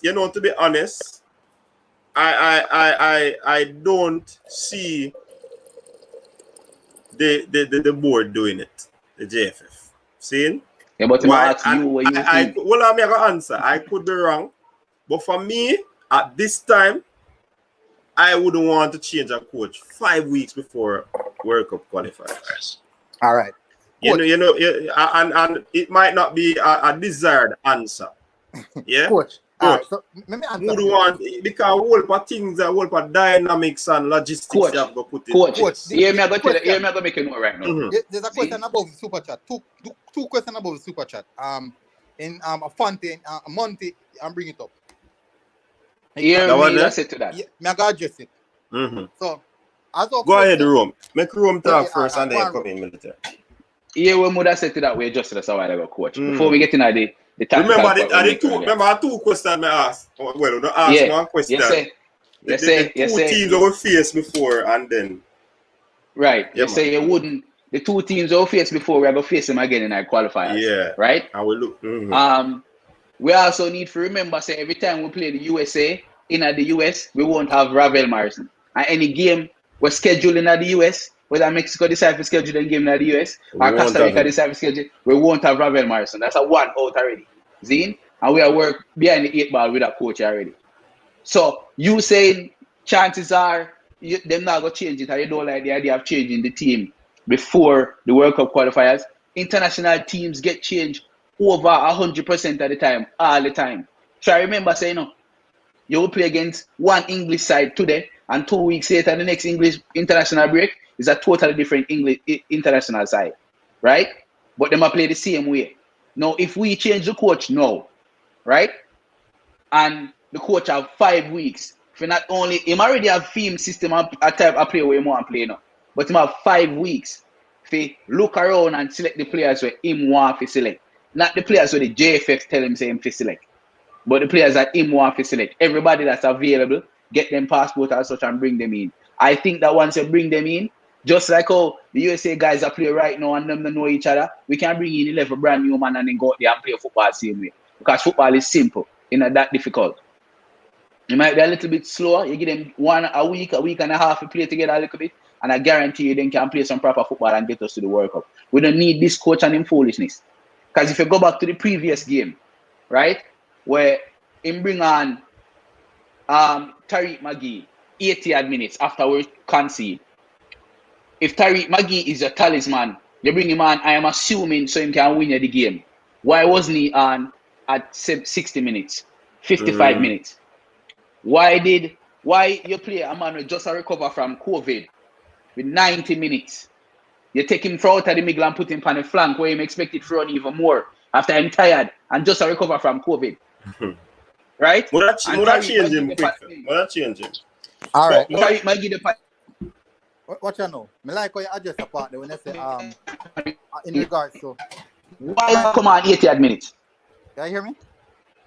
Yeah, so man. The part in which you adjust the coach say he wouldn't change Tappa Whitmore now. The thing about it why he would make a change right now, as well, fourth official said, the coach are coming have sufficient time to see player pool and have can select from who ready. So we don't want to wait when the 3 game into the World Cup qualifiers. No, more the game so much. More the game so much. No, Military. But I think if we're going to wait until when the World Cup qualifiers start to consider if it's sack him, we're going too deep. Why not cut it? Why not cut it? But you can look for one game. You can look for one game. That which is a fair point you're making. But you still can look for one game. You know why I said not out now? Because if you get a new coach now, we're not going to get no games to play before the World Cup qualifiers. But Tappa still, listen, coach. But Tappa would be there and know the thing already. No, but look, that's the difference, you know. Look on it and know. This is what a new coach are coming with. The friend thing gone. So all I man feel like my friend I must get started. That now play. Okay. A coach I come build inside based off of when sick already. So based off of who's the perform in the World Cup now, him can probably make an adjustment off of that. And I say, all right, I will use these guys based off of how they perform in the World Cup. The rest never do nothing. All if I barely never play nothing in the World Cup, he can say he was going. I didn't see much of him from that because at the end of the day, coach. As a coach are coming, all can make an assessment based off of what the players are playing in their club football. Luckily enough, club football will be starting at that particular time, so you can make a good you can look, you can assess them. Cool. So this is why I say so now. Listen to this now. If Tappa still at the helm, coming in September, we are going to have so much new players into the same squad. It's going to be literally a fresh squad again. So anything what Tappa did that teach before, he must go reteach it again. So why not teach? Why not? Coach, you know the coach is teaching. Yeah, coach but yes, remember come up saying that you have to be a good teacher and a bridge. The man is a PE. The man is not even qualified to be a PE teacher. I just comment here now. So he says, so when Paul Haller, the assistant coach, what is he doing? I don't know if no remember in the Costa Rica game. Is it the Costa Rica game? Paul Haller and Tappa Whitmore fall out. I don't know if you know about it, you know. But there was a big disagreement between Paul Hall and Tappa in regards to somebody want bring Paul Hall want bring on Andre Gray and Maggie and Tappa never. Yeah, man, let me see it, man. Man, I want more long. Exactly. People they have video fit, you know. I think, coach, if me get it, I'll send it to you. Now make it same person send me again. Them now big disagreement. I don't know if no one knew or realized that in the USA game. Not one time you see Paul Hall get up off a bench and give the instruction. Yeah, me I hear something they get up and go over to him. The goalkeeper coach. Paul Hall get up. So there's already discrepancies. We don't want to create a controversy, you know. But we are speaking based off what we are seeing. And if that we are seeing, we can't hide and talk or say that never happened. You know the thing about it, coach? We are also we have sentimental attachment to Whitmore based off of what he did. Yeah, for 98. Yeah. But we cannot continue like that with sentiments in regards to football. I have seen it. Me watch club football and all that kind of sitting there. Everybody in the comment section right now have a particular club in England that they support. And I can tell you, if them coach now going good for them club team, Oh. them go say sack him. Gone. Because we have the sentiment. You know how it was for Chelsea fans to sack Lampard?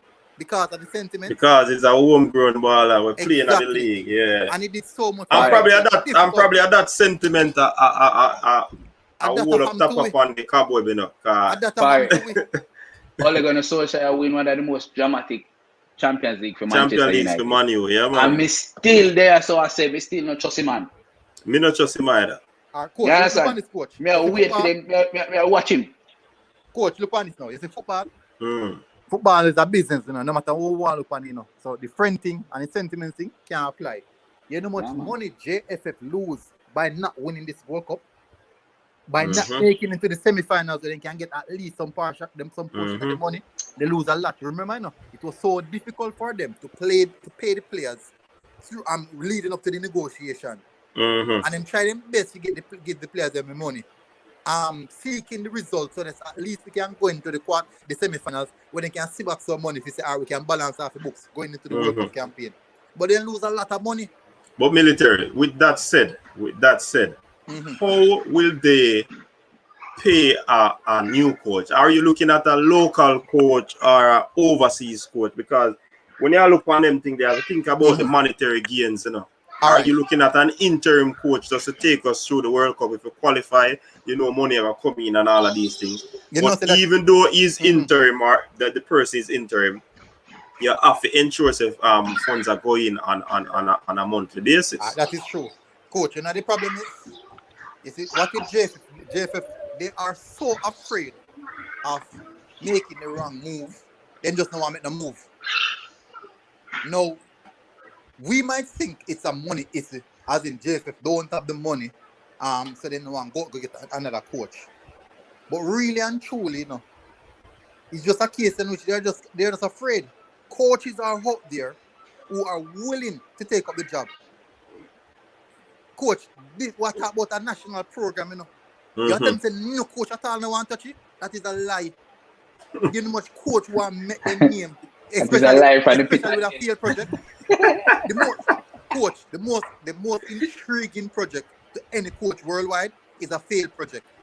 That is the project they want. So because they want to make their name on it. So exactly. That's why I strive, so you know. May I show you forward? I'm glad you mentioned that, you know, because I go say it. May I say, yo, that's why there's no way. So. There's no way we can go in search anywhere in this world and find someone who's willing to take on a project to take them guard the World Cup. A young, budding coach who can guard the World Cup and bring them and make them name out of the World Cup.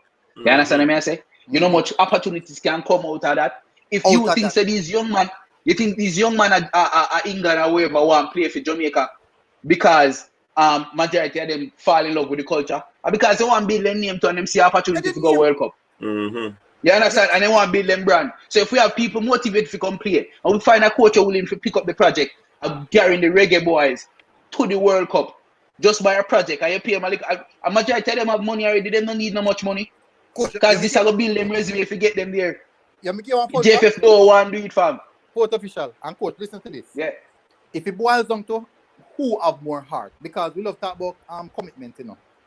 If it was up to me, when I go up on the field and run till my drop dead to play for Jamaica. But guess what, I have the talent to play for Jamaica. Listen to what I say, people.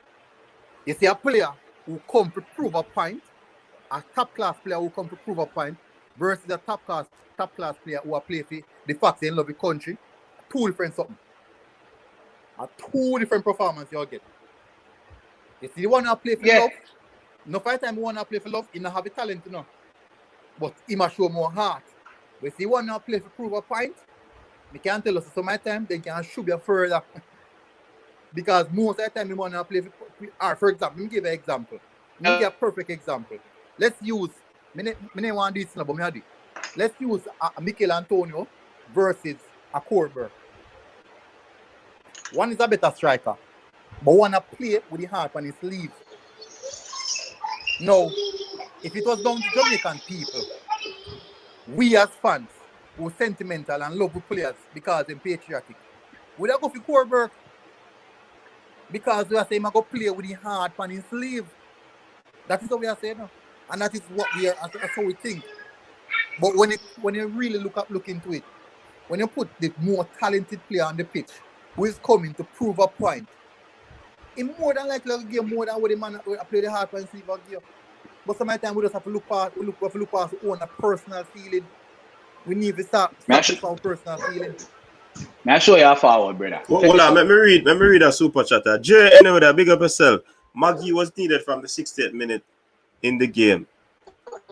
The game needed his creativity. US plan for DJ and Turcotte was lost. Tappa bad timing of the 5 subs end up make only 4 shit made.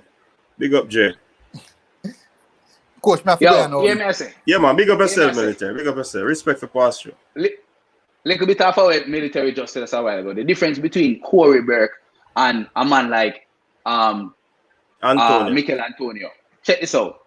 Mikel Antonio now decide have a come to Jesus moment last night and say, you know, me need to go play for Jamaica because my parents are whoever grew up there. Mikel Antonio make a decision for him future, for him retirement. Try remember what being an international and playing in international competition do for you as a striker. He set you up for afterwards. Remember, say when time done, he can do like Robbie Earl and go sit down on a panel and go commentate over another World Cup because he been there before. Try remember, say when he get this and build him brand, he can always say, yes, I was at the World Cup, I played at the World Cup, I did this, I did that. You understand what I say? So Mikel Antonio did, as much as how we want to believe as Jamaicans, so Mikel Antonio decided to come play for the country because he have a love for the island. He do it for himself. And when he come here and he play, he come to set up himself for the future. So who are going to be more determined if he come and make the World Cup? Mikel Antonio come around him heart out. Because he has set up himself for the future. And it do well for the country as well. You understand what I say? But we know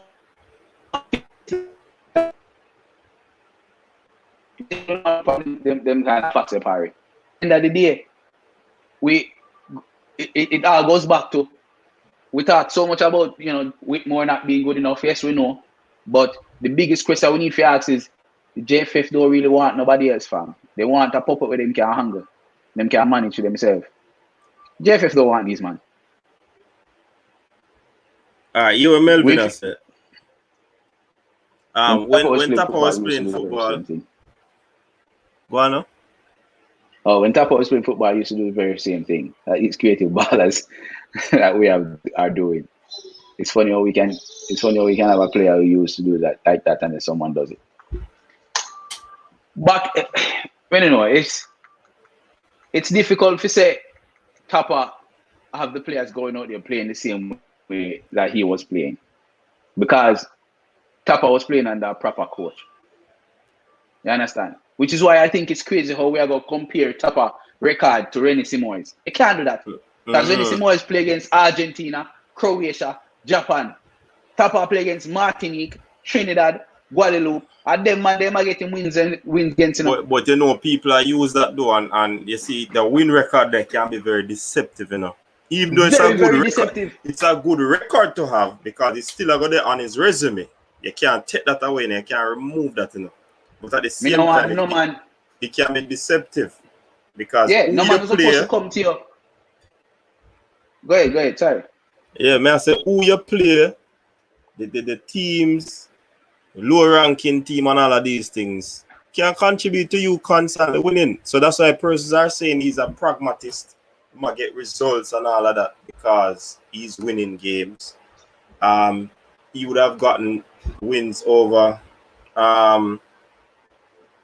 they call it USA and Mexico and all of these. All right, I'm willing to debate anybody will come to me and tell me about Tappa record. Come tell me that. Because Tappa record have a bunch of doubles against Guadeloupe and them, man. That's no record, fam. Rome.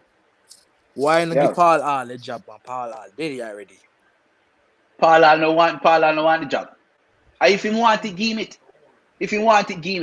I don't know if Paul Hall I left him job at QPR or wherever come take it. But if he want it, give it. If Paul Hall want it, give it. I go for a white somebody in England, somebody good at England. There's a coach in England that would love to coach Reggae Boyz. But look here, you see, people always believe, though, you know, that if we say we are going for a coach, it has to be a white person. You know, we have a lot of past players also doing coach. well. No, coach. I mean like that in a coach. I say we have a whole heap of past players like Dean Burton and them man there. Darren Moore on job right now. A very expensive coach. I don't think he would take out the job right now. But he is pragmatic though, because you see that he left his team and come coach and bottom half of the table team for try to bring them up, save them from go back to League One. So I don't know if the JFF is smart. You see Darren Moore and always post on social media, even on the company radio and saying one coach Reggae Boyz. Why don't go back for what the guy that coached 68 months again from England and never lose any win and never lose a game since he coached Reggae Boyz again? What name again, coach? Bonds. Why don't go for Bonds? Bonds are the man. Bonds know for coach. Me I tell you, Bonds better than Tappa. Bonds, Alex, I make all right. Tappa is not good technically. Coach, let me tell you something. Tappa but is not good. But none most want the team. You have to ask the question, does the JFF want to change the coach? But Rome, some of them fault them, and I can't blame on Tappa, Rome. He go run like deep more than Tappa. Because some people don't want to talk something from the panel though. Hello, but what we are saying though, Alex, what we are saying is we have to judge him on coaching. We don't look on the external factors. We have to judge him based off coaching. You can't go talk about somebody could be on there. We know that there are other issues, other variables that will cause things to not go the way it ought to go. All right. But even before the thing there. But may I show you some I'm going to say this one thing. Alex, hold on. Before you say something, I say this one thing. Me not understand how you go come on the show. I'm going to say, you even want to say certain things on the panel. That don't make sense. As long as you're not slander no man, and not telling a lie for nobody, if there's things that needs to be said, Rome come up on this and Rome is unfiltered, right? I want to know that. I not going to hold my mouth and talk. People out there right now have all sorts of misconceived conception about JFF, about and you need to understand what we are dealing with. We don't need to go sit down in a stadium, spend the money, go to a stadium for watch them play, and then the JFF, they're on the back, no one win none at all, they just want the status quo. We not ask the right questions. So you come in here and say, oh yeah, you don't even want to say some things, you don't even want to blame Tappa. It needs to be said. And that's why we create platforms like this. So that people will understand them and deal with. Rome, if they don't come up and this and say, oh, we don't want to talk some things. As long as you're not slander no man, you're good party. If me really call people name, I don't want to call nobody name. No, but you can't talk, I don't call a name. Alright then. Some such man in a JFF, right? He wants certain push players in the team, in a narrative, to sell players. And that's why. Tappa for the well, I know. Tappa said that, the players then come out and said to them, say the only reason why they signed the contract is because Tappa owes some man obligation rum. That's why he picked certain man in the team. You get where I come from? He owes certain man obligation rum. I mean, I like what I go on room. I mean, I like what I go on. Which is why we feel scream. That me I keep on telling you. That me I keep. All of them to go. So that me I say, I remember Damien Lowe, they come out and drop it on the comments and say, we this and that, and Tappa play a big role in us signing the contract. It's all the players that say it, and whoever sign, see majority of players who sign the contract there, then they on the team. The game I come from, then they on the team. All of them will sign the on the team. So basically, what I say, let me say it out loud. It's a quid pro quo thing. Tappa out in one and say, sign the contract, I'm a player. You're guaranteed for play. All right. That's the way I say basically. Let's fit this a room. Since you want me to put it in a word for you.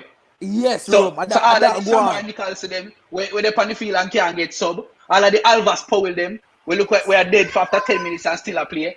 All of them, and all of the Fisher we are coming out and supposed to play. All of them they sign contract. Jamal Lowe deserve to play. I'm not going to go and talk. Lowe deserve to play. The rest of them go. Rome, but hear me say Rome, as me I say Rome, right? You can see it in the comments when Damien Lowe write, but if you can find the facts, when anybody can pull it up.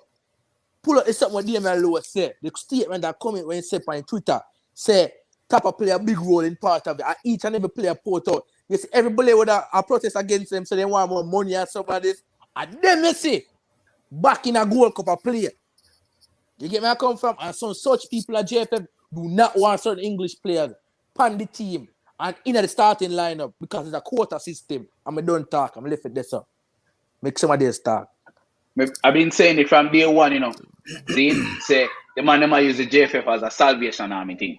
You understand? See one little man in Jamaica we can juggle the ball, bring him in a national program, and hope see a coach overseas see him and bring him over this. And then yesterday, and they say the JFF for them. Aliu from Mobile will get picked for God down in Austria. Him should get picked. A league, a Super League map in Jamaica. So how him get picked? I know this so Jamaica football for them. I want to Martin Davis. Martin Davis can't pick.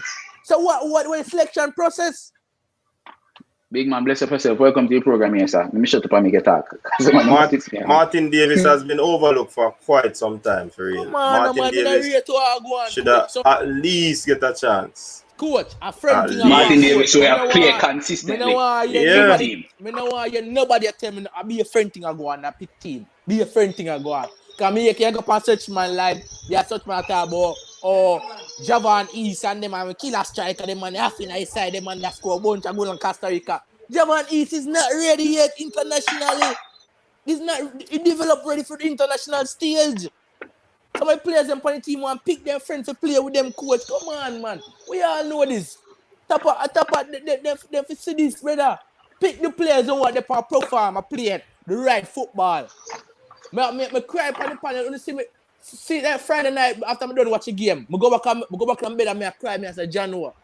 I don't think no one love Jamaica football like me. Again, I come from all I will love Jamaica football. But man, cry. When we lose the game against USA, come we shouldn't lose a game there. Again, I come from, I be a little foolish, I go and coach. And I can't talk.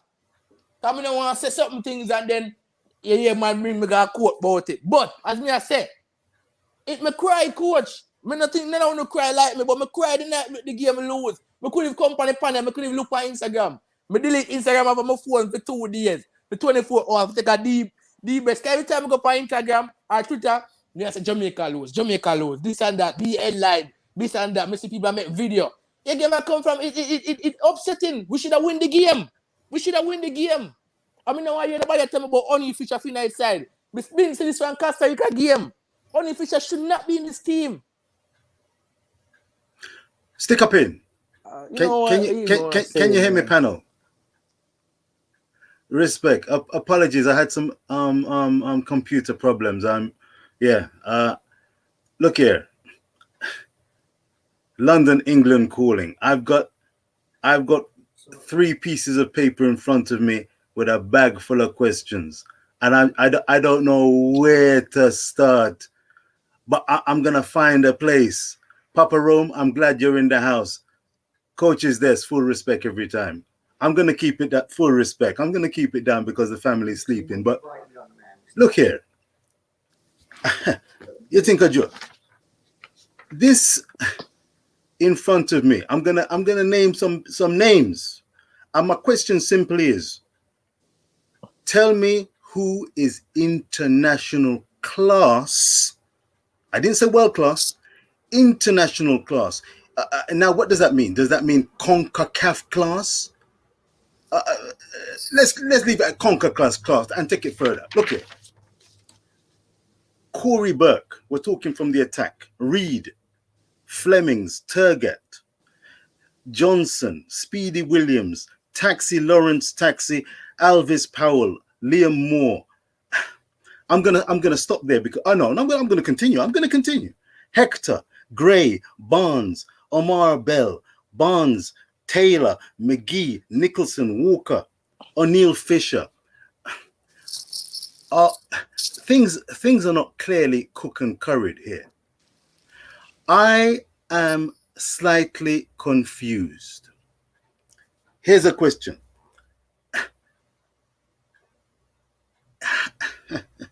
Boy, oh boy, oh boy. What is the depth and quality and talent of the Jamaican squad that went to the Gold Cup?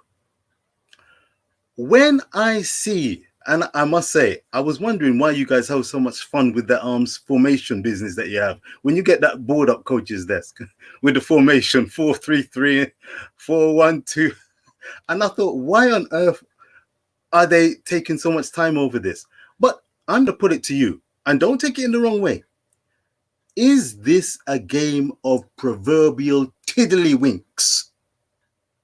that you guys are playing when you're shuffling around these players that are akin to shuffling the chairs on the Titanic, and you know all about the Titanic. Yeah, I'm going to give you a definition of tiddlywinks, by Yeah, translate it. Translate. Oh, you want to give translate?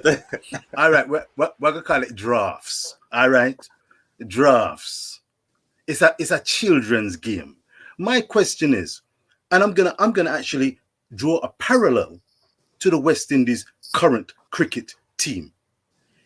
If you are shuffling and suggesting this player comes in, this player comes out, are we talking about a competitive pool of talent, or are we dealing with a pool of mediocrity? Fourth official, even though I lost electricity for a little while. I don't know if the JFF is running this thing. I don't think they are, but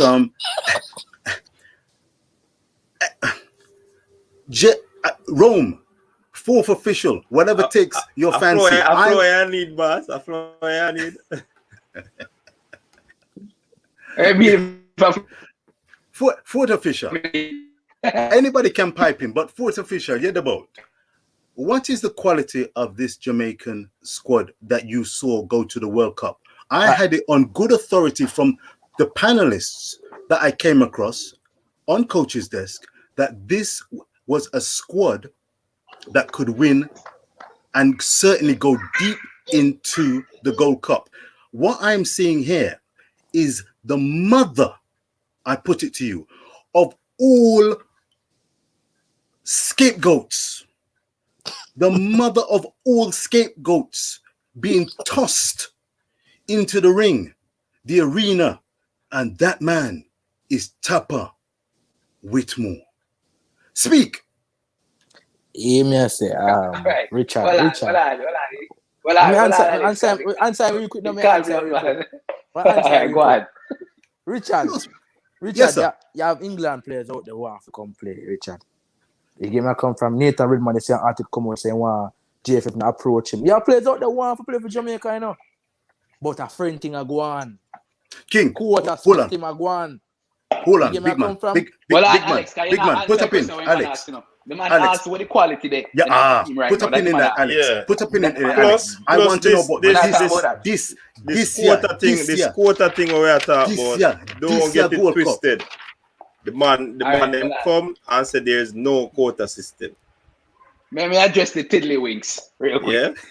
Let me address the tiddlywinks. Guys, go ahead, sir. Go ahead. You say what's really going on? Where's the quality in this team right now? And the reason why I said from the outset that this is one of the best opportunities we have to win the Gold Cup was because when you look at the opponents that we have, the Honduras, the Mexico, the USAs, all of which have a second string team. Mexico send them better team to the Olympics, and the rest did the same.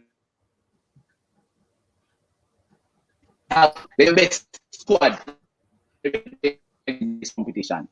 We brought a set of players, majority of which are not playing. Couple of them playing in the USL in USA, in some of them playing in the MLS. Majority of which are playing overseas in England or other places. Quality players, comparison to what we have in CONCACAF. Now, I don't know what you think. I don't know what, being in England, I don't know how much you watch football over here in the Americas. But when you look at the quality of South America compared to Central America and CONCACAF, it's vastly different. We are playing in CONCACAF, where the quality is not that great. And compared to what we have, compared to the rest of CONCACAF, we presented a team that had the quality to win this competition if we had any sort of competence sitting in the double, they call themselves coach. Argument, that's the tiddlywinks right there, sir. That's a big tiddlywinks. Big tiddlywinks. Oh boy. Possession. And I did that all while needing my flower. Why this ever change though, Lord? I think the quality was in this team, you know. Exceptional. I doubt that. Yeah. But this team, yes, arguably could have easily won this competition. All right? You see what I say? But because of whatever reason, whether bad decision, whether misfiring, and all of these things would have caused us. And as me did say before, Rome, if you fail to prepare, you prepare to fail. And coaching preparation prevents poor performance. We learned that at college, Rome. Every difference. Coaching make every difference. May I give you a couple of examples. Louis van Gaal, before he come to Manchester United, put Netherlands on the greatest run they ever have in our World Cup. Because of decent and proper coaching. When he take out one keeper in the penalty shootout and bring in the other one, and that keeper become the hero. See? Leicester became champions in 2015 because of awesome and wonderful coaching. Not because they have 11 special players. You understand? Mourinho, when he win with Porto, coaching do that. When he win the Champions League with Porto. Even when he got Chelsea. You understand? Coaching do that. Game after game after game. Alex Ferguson, look on the decline of Manchester United when Alex Ferguson left. Coaching do that. Important. You understand? Look on Canada right now. Coaching do that. Canada best two players, Davis and Jonathan David now play. Coaching doing that. Look on the resurgence of Liverpool. What cause that? Look on Liverpool and the club. Coaching do that. Look on Chelsea and the Tuchel. Exactly, we mentioned it earlier. Coaching earlier. At the same finding Nemo. At the same finding Nemo Werner. And at the same Shai Havertz a player whether a play under Lampard. And look where them they know. Look on the same squad that also Mourinho did have. And then as soon as Ole Gunnar Solskjaer come on, Manchester United go on a 13-game winning streak. Because they switch up tactics, coaching do that. Ole Gunnar Solskjaer right now realize after them go up on a losing drought, after them go up on the drought in the season, Ole Gunnar Solskjaer realize that the defenders that we have slow. Him have to start protect the defenders, so him start bringing, even though we not like it, him start bringing McTominay and Fred to protect the slow defenders him have around the back. And start steady the ship and him start win a little bit and start winning the coaching do that. You understand? Just coaching? So we're not saying that you have to have the players to do it. And these players that we have can 100% do it. Look at Leeds. Look at Leeds. Bielsa coaching and make Leeds play the way they might play. I'm gonna go back. The players them to do it, yes? I'm gonna go back to the point. And I'm gonna labor the point until I'm satisfied that Jamaica has the quality of player, bearing in mind the history, bearing in mind the age from which these players have been taught the basics and the fundamentals of the game, to compare the CONCACAF, to compare Jamaican players to players at Manchester United and Leicester. I say unfair. I say shame on you. I say that's akin to try to be messing around with lies, damn lies, and statistics. Because I remember a Chelsea team that got rid of their manager. I can't remember the name of the manager, and you may be able to help me. But Roberto Di Matteo. Yeah. After the Champions League. Right. And how did they win that Champions League? How did they go on that run? Do you remember how the likes of Didier Drogba and co almost coached themselves and played and made decisions themselves? And Di Matteo said, "Go and do your thing," and they lifted the trophy. Are you telling me that DJ, Speedy are defensive midfielders of the highest caliber? I saw statistics in that USA-Jamaica game that made me cry. 67% versus 33%. What am I referring to? The possession? I don't know. You know, all right. You know a lot. You're the fourth official. You know plenty. 67% versus 33%. As I listened to the watch along live, and Richard. I saw and I heard, and then I saw. My Lord. Listen, central defensive midfielders are not to a penny. Are you telling me that Jamaica has anyone near a Kante? Anyone near a Casemiro? I say no. And I make no apologies for that. I put it to you that people who have been supporting the Jamaican national team and expecting them to lift or reach at least the final of the Gold Cup deserve a refund. Fam, listen. Goods Wait.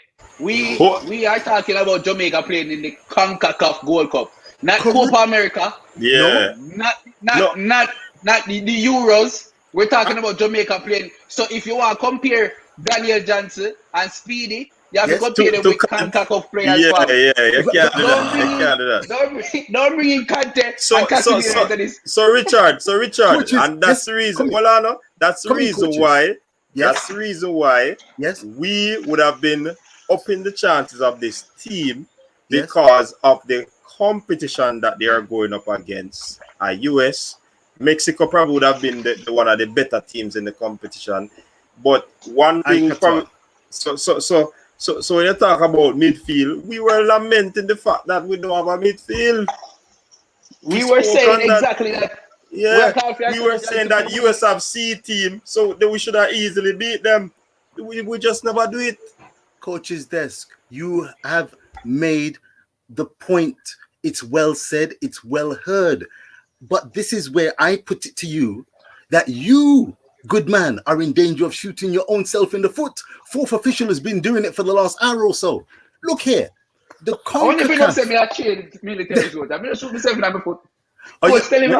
You're supposed to know better. This is what I'm saying. I'm surprised. Hold on, Richard.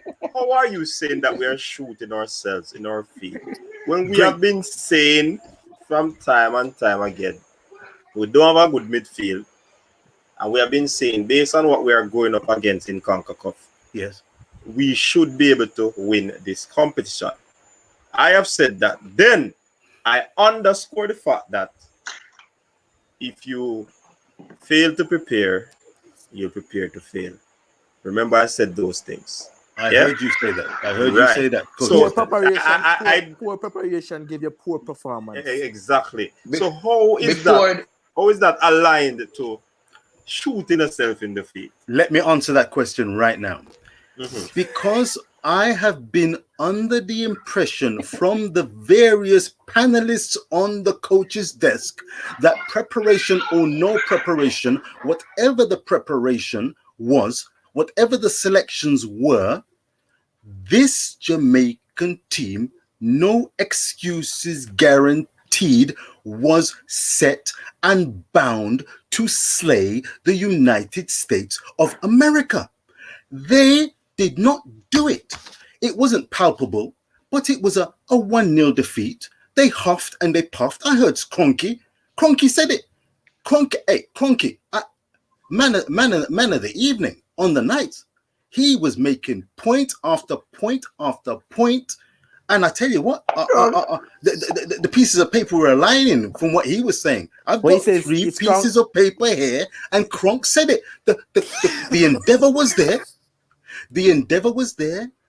The determination, the pride was there. I put it to you, coach's desk, and you know about the football. Fourth official, Alex, you know the football. Can you please tell me, because it looks like you guys are really just going down the escape and excuses route.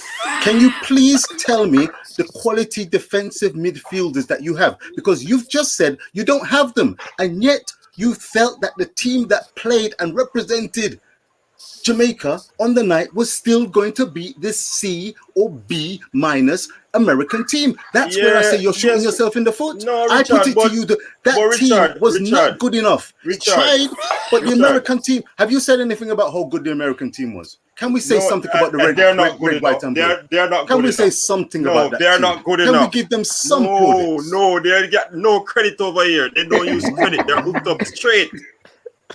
No credit for them. No credit. Not a look at it. Listen, man. Speedy playing them in our league in the US, and he might play good in another league there. Daniel Johnson playing in England. So what you gonna say? Hector playing in England, even though Hector would have had a tumultuous season or a bad season so far in terms of playing games and all of that. You know what I mean?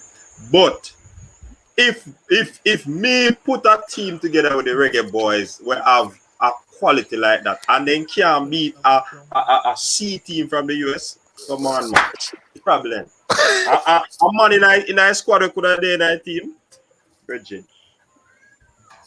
So what you saying right now, the crux of the Tiddlywinks is that Whitmore is not at fault.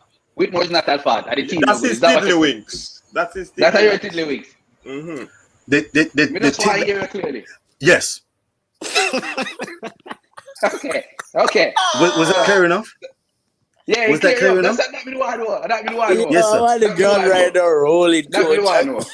Yes. So basically, Daniel Johnson, right, can't compare to none of the man who playing at the MLS, even though Daniel Johnson play in a better league, in a more higher quality league. Stan Kroenke is here.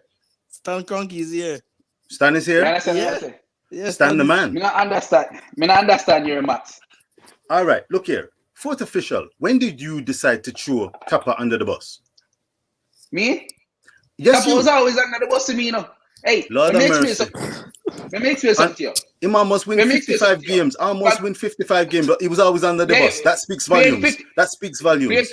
Winning 55 games against Martinique don't mean nothing to me. This is what me I tell you right now. From day one, the very first time we talked about Tappa Whitmore on this channel, ask Minji, we tell you, invest to the top right, top left.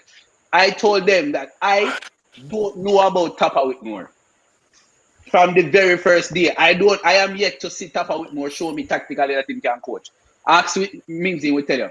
And this game just more than affirmed to me that Tappa Whitmore was this competition more than affirmed to me that Tappa Whitmore was never the man. But look on a comment, Kareem, from Kareem. The man said for 6 years Whitmore not at fault. Basically, what am I saying? You are the CEO of your yard, Richard, and God forbid your host burn down. Who them are gonna blame? You think them are gonna say, "Oh, the little 3-year-old lit the match and it caught the place on fire"? Are you them are gonna blame as the man in a house? Your cause the match for the one place so you pick me gonna pick up. I can't understand. You see me I say? So you have to put the CEO, which is the coach, at the forefront of failing right now. You see me I say?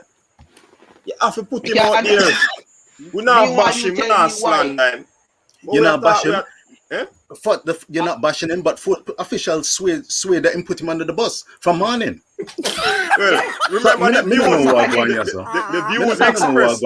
Richard, the views expressed on coach's desk by the panelists and some people in the comment section are not necessarily those of mine. Let me explain to you what I said yesterday. I'm glad you said that. You said me I put him under the bus right now. And I said, no, for me, he's already been under the bus. He needed to leave. He needed. All right, tell me, Richard. Now, ask this already. I'm going to say two things. First of all, I'm saying that this man have 55 wins mean nothing because he doesn't have a resume. Where was Tappa before this? St. James High, Pana Construction site, nobody know. We don't know this man. We don't know this man's qualities. We don't know this man's resume. What qualification do you have to coach a team other than score to go against Japan? That's one. Why I just is it? I'm sorry now. What that mean? Tell me what significance that having at the worst stage. You were breaking up. That having at the worst stage. You were breaking up on me. I was breaking up. You were breaking up on me, but I know you were talking a bag of so and so. But anyway, I get the gist of what you're saying. No, let me tell you what I said. Let me tell you what I said. I know your reply. You said, what is it? You want to know what the resume? You've got question marks over his resume. He's been on a construction site and represented and managed St. James. I scored 2 goals against Japan. Yes. Is there any small shakes? And you hey, be careful, you know. Watch your foot. You look down on your foot. You might be shooting yourself again, you know. Put down the gun. No, I put on the gun. I got him, man. Put on the fork. Mind the fork. Mind the fork, you know. Easy with the multitasking. Look here. Did you notice Jamaica had a problem? Coach's desk, Alex, you're here. Did you notice Jamaica had a problem finding the back of the net? Do you know that scoring goals is arguably the hardest thing to do in football? And Tappa scored a brace against Japan in the 1998 World Cup, and fourth official finds that funny. Well, did you find it funny when player after player after player after player representing Jamaica failed to find the back of the net? They had difficulty hitting a barn door. Did you find that funny? Wait, it's a barn door? A barn, B-A-R-N, hen place barn door. Robbie Earl do it. And we saluted. He saluted. Yes, that's right. But Richard. Why you find Richard? Richard, hold on, Room. Hold on. It plays nice still enough. But Richard, you have to put it into perspective. Again, me I gonna use some examples. See? You laugh, Alex. You laugh. It's a no laughing matter. Richard, when I come and say, I talk about best friend, Richard. Can I pick up him? Can I say, man, my candidate, you know? And I want to Germany, Toffee at this, want to Luton, Shelton. We're not talking about them players there. We're in the back of the net. We have a more scoring record. JF, well, I know JF, them man posted up, you know, JF posted the who have the most leading goal scorer for Jamaica, you know. Tappa, we want the panic, but we not see my head as I back of the net. Make that point up. Listen. Want to Marlon King. Want to Marlon King. Hold on, Alex. I want Richard to know, because a question was asked to me from a super chat and I answered. Coach is this. Coach Minzy is not advocating for Tappa out. See? But we just want to put it in a perspective. Yeah? Look. The players, they were coached by Coach Whitmore. See? He was the one who gave them the instructions to go on the field. You know what I mean? I'm kind of distracted here. Yeah. All right. So he was the one who gave them the instruction to go on the field. No, they played. Some of the players did not play up to expectation. So some of them were poor. See? You are the one who made the preparation. You have to take some responsibility for motivating your players, for getting it right on the training pitch to ensure that your players finish. And the right tactics to coach. And the right tactics as well. For me, the players have to absorb some of the blame for not putting away the chances. You understand? The coach will absorb most of the blame because he is the one at the helm of the team. Whether we believe it or not, whether we agree or not, it's a fact of the matter. You cannot go around that because it's not a roundabout. You can't go around it. CD? Yeah? All right. Papa right, CD? So to that point. Papa CD? Full respect. Full respect. As we say, manners and respect. I love what you've just said there. But the responsibility is a very important factor because he sent the players out onto the pitch. And when it comes to just sheer pride, you know how many people are backing these guys? When they put that jersey on, what greater pleasure can you get than passing and passing and passing and creating an opportunity and boom, put your foot through the ball. You find the net and you raise your hands. Who do you think these players are playing for? Themselves? Are they looking to mess up Tappa? Are they looking to do it for the fans? Do they have the ability to say, look, this is how we're going to run things? I have my serious doubts and concerns over the quality. This is why I compared it to the likes of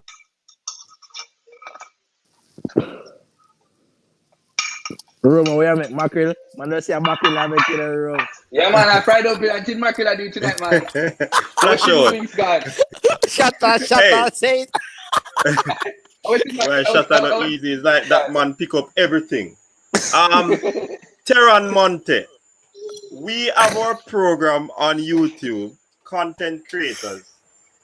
How can we be so great to influence the coach's decision? Yeah, many persons on this panel when we're selecting the team indicated that, including Cranky, that the man have to play Tappa, Hector, and the man not play Hector. You understand? So you can't say we depend here and do all of this thing, Monty. The coach don't listen to we. The coach making decision, you know. You understand?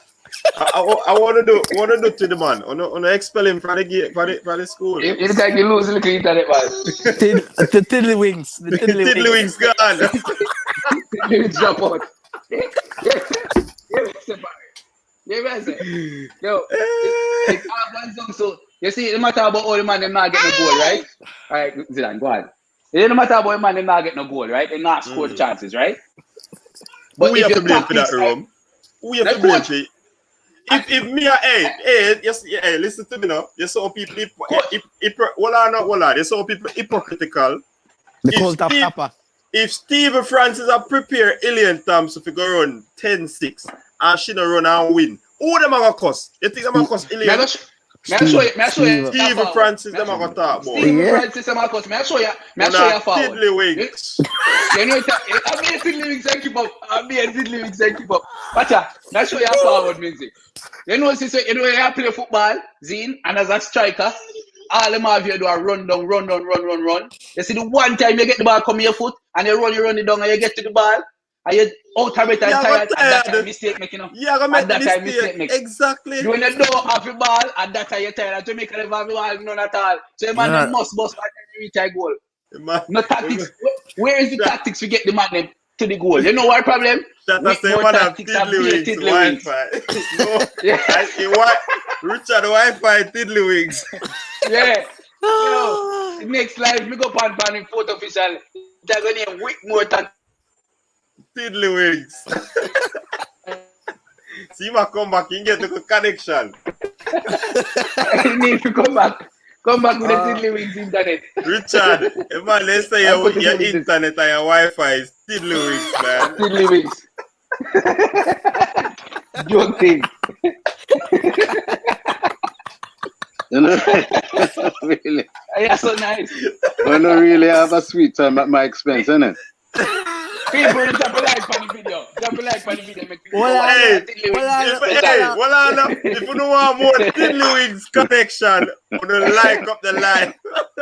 Cooking with Roman Tiddlywinks. Richard, you know your favor, Richard. Richard, you know your favor, Richard. If you take off the glass, you know your favor. God, Lord, man. These guys really out here fighting the chat, you know. These Tiddlywinks things going on in the chat.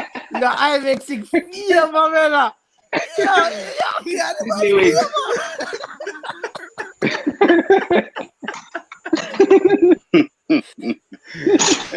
Oh my God. It's sweet to you. Yeah, so nice. Yeah, but Richard, what are the room? Me see a man put a point. What on there? Me see a man put something in the comment section about Timo Werner.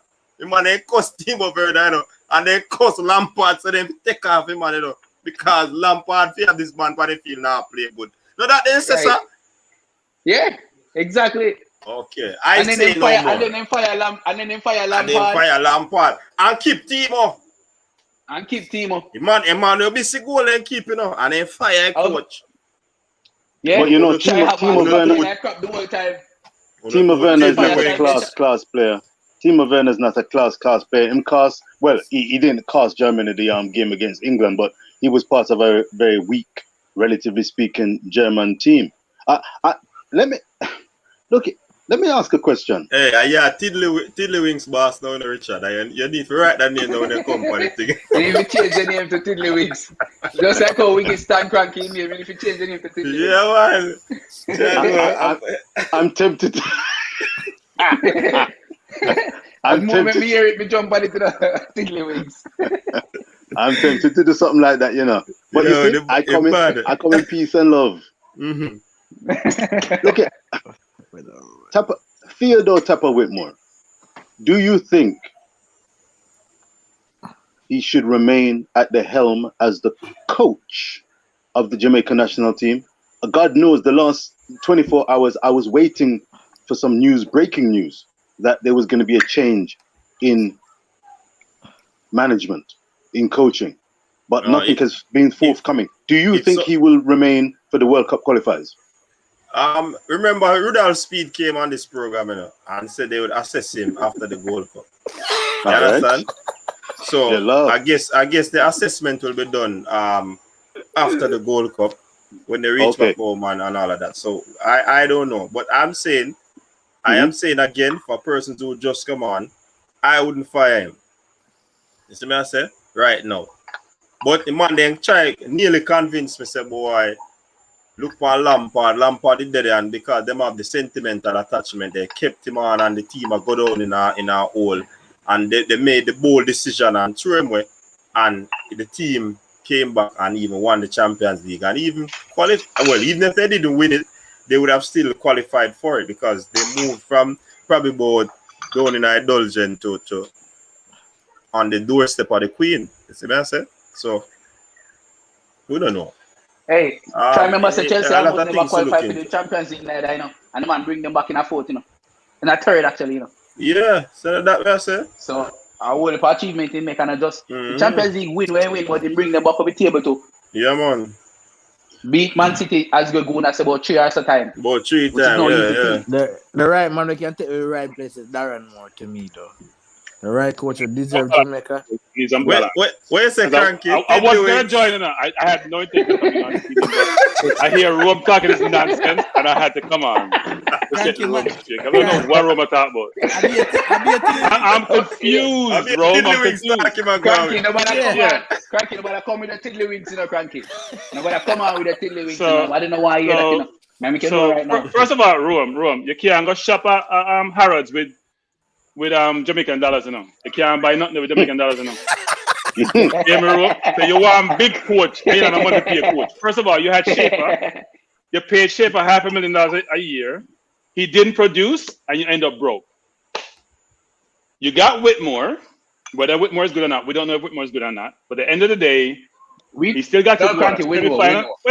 We don't know. We don't know because frankly, I've seen these players play, Rome. They are not. I said this the last time. Enough. It's about quality. They're not good enough. Sorry, they're not. They're not good enough. All you guys that sitting there thinking we have the best team ever. We have great players. Which one of the players are great? Cranky. Tell me the great players on the team. Tell me the great players on the team. They're good enough for the CONCACAF of Cranky. No, they weren't. Rome.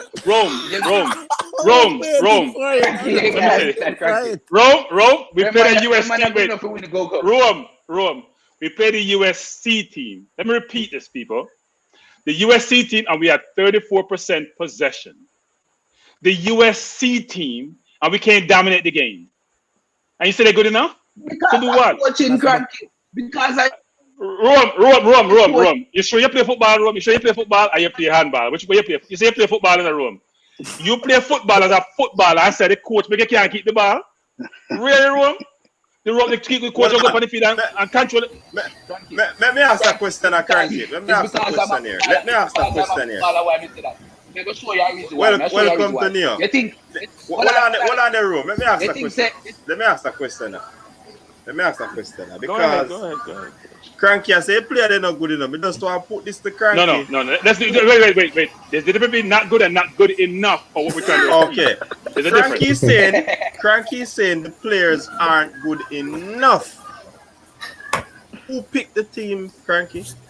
Just that question. Rome, you can't go ahead. So Neo, let me answer. Neo read the bylaws. The JFF is the one who selects the 60 that he has to pick from. And even when he has that 60, as we all know, a lot of instances, that 60 is not available. Some don't have passport. Some even retire. We have a lot of noise in the background. You guys got to mute. Some even retire. Some even retire and still in the 60, as we know.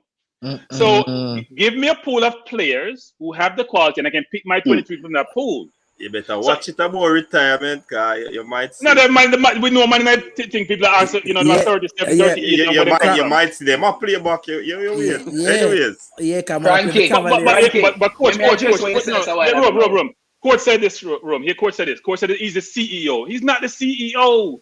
The CEO is the person who has the JFF. He's the CEO of the team in the sideline. No. He's only Gareth Southgate is the CEO of the UK team. Gareth Southgate pick his 23. This man no control. I speed and never pick them people. It was said that the man picked the 23. So just like they told us that Redman, all those players were available. They tell you anything they want to tell you. Make you put it into perspective. Yeah. If you're responsible for how me operate, seeing you give me my tool for work. Yeah. And me come on profile. You gonna fire me same way? Because me do what tools did I give you, coach? What tools? Did I give you the right tools? Did I give you the right tools? Did I give you the right tools that you need? But did you request the right tools? I did, but you didn't provide them to me. I think I have a subtle difference. You didn't have the capability, the intellect, the capability, the know-how to go source those tools to give to me. Listen, and I didn't get it right. I work with what I have. I have a subtle difference of opinion with Stan. Hold on, Neil. You see, if me didn't have that position, I'm gonna walk away. You can't hire me to give me something for me not to use. I agree with you, coach. That is the man thing to do. And I think that the subtle difference I have is this. That I agree with Cranky that yes, the players to an extent that they didn't show up. But let me use this quick analogy. The USA sent their basketball team to play in the Olympics and France beat them. Not saying that France isn't a good team, but by the standards of the NBA, I think we all probably believe that there is no way an American basketball team should be beaten by France, right? So sometimes you can have good players who are participating on a team, but if they don't have the direction, if they don't have the right motivation and the right tools, right? If the squad was assembled, if the squad selection was based on different criteria that not necessarily is aimed at making the team win, then in spite of the quality of the players, a team can still lose. I am the main proponent of saying that I don't think Tappa is in full control.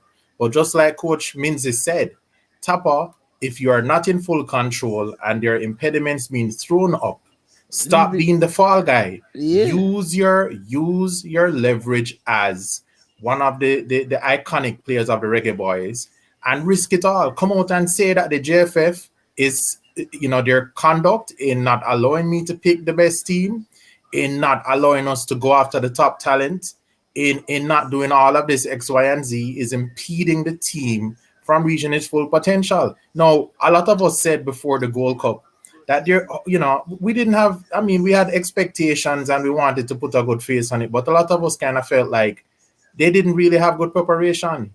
The team was like a Sunday pickup game, right? Everybody report to the stadium, and then when they went to play in Japan, it was the episode of the players having to fly back to England and the COVID tests. And then even prior to that, the core players were on strike and they hadn't played for a while. And then we said, okay, this 10-day camp or this 9-day camp in Florida was going to solve all of the problems. But guess what? The lack of preparation is going to always catch up to you, right? And since it appears that the JFF is not, might be a part of the problem, right? I believe that as listen, if you ask me, I would come out and speak my truth.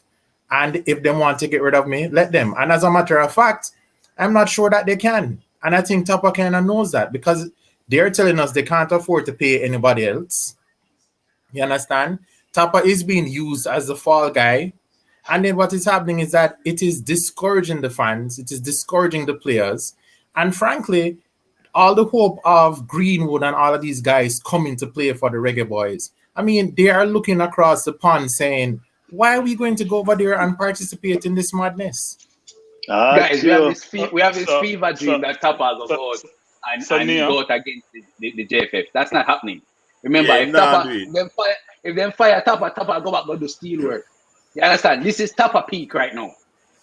Well, listen, if Tappa, guys, I don't want you guys to denigrate Tappa. It's not fair. Look, I am not saying Tappa is a great coach. I don't know Tappa's capability, frankly. But what I'm saying is this: Tappa is in a no-win situation if you're Tappa.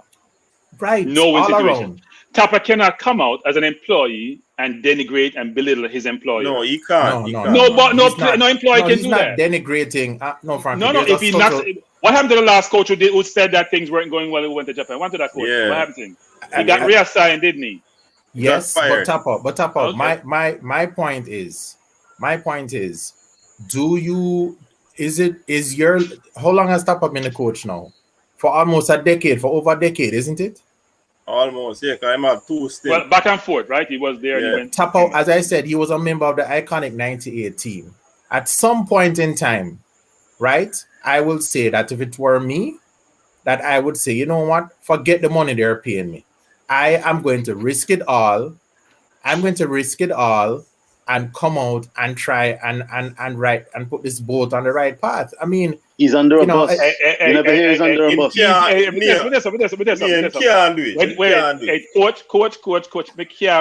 this. Have you been in a job where your job is at risk? You guys are very young, aren't you? No, I'm not saying to do it. This comment about, you know what? You should just risk it all.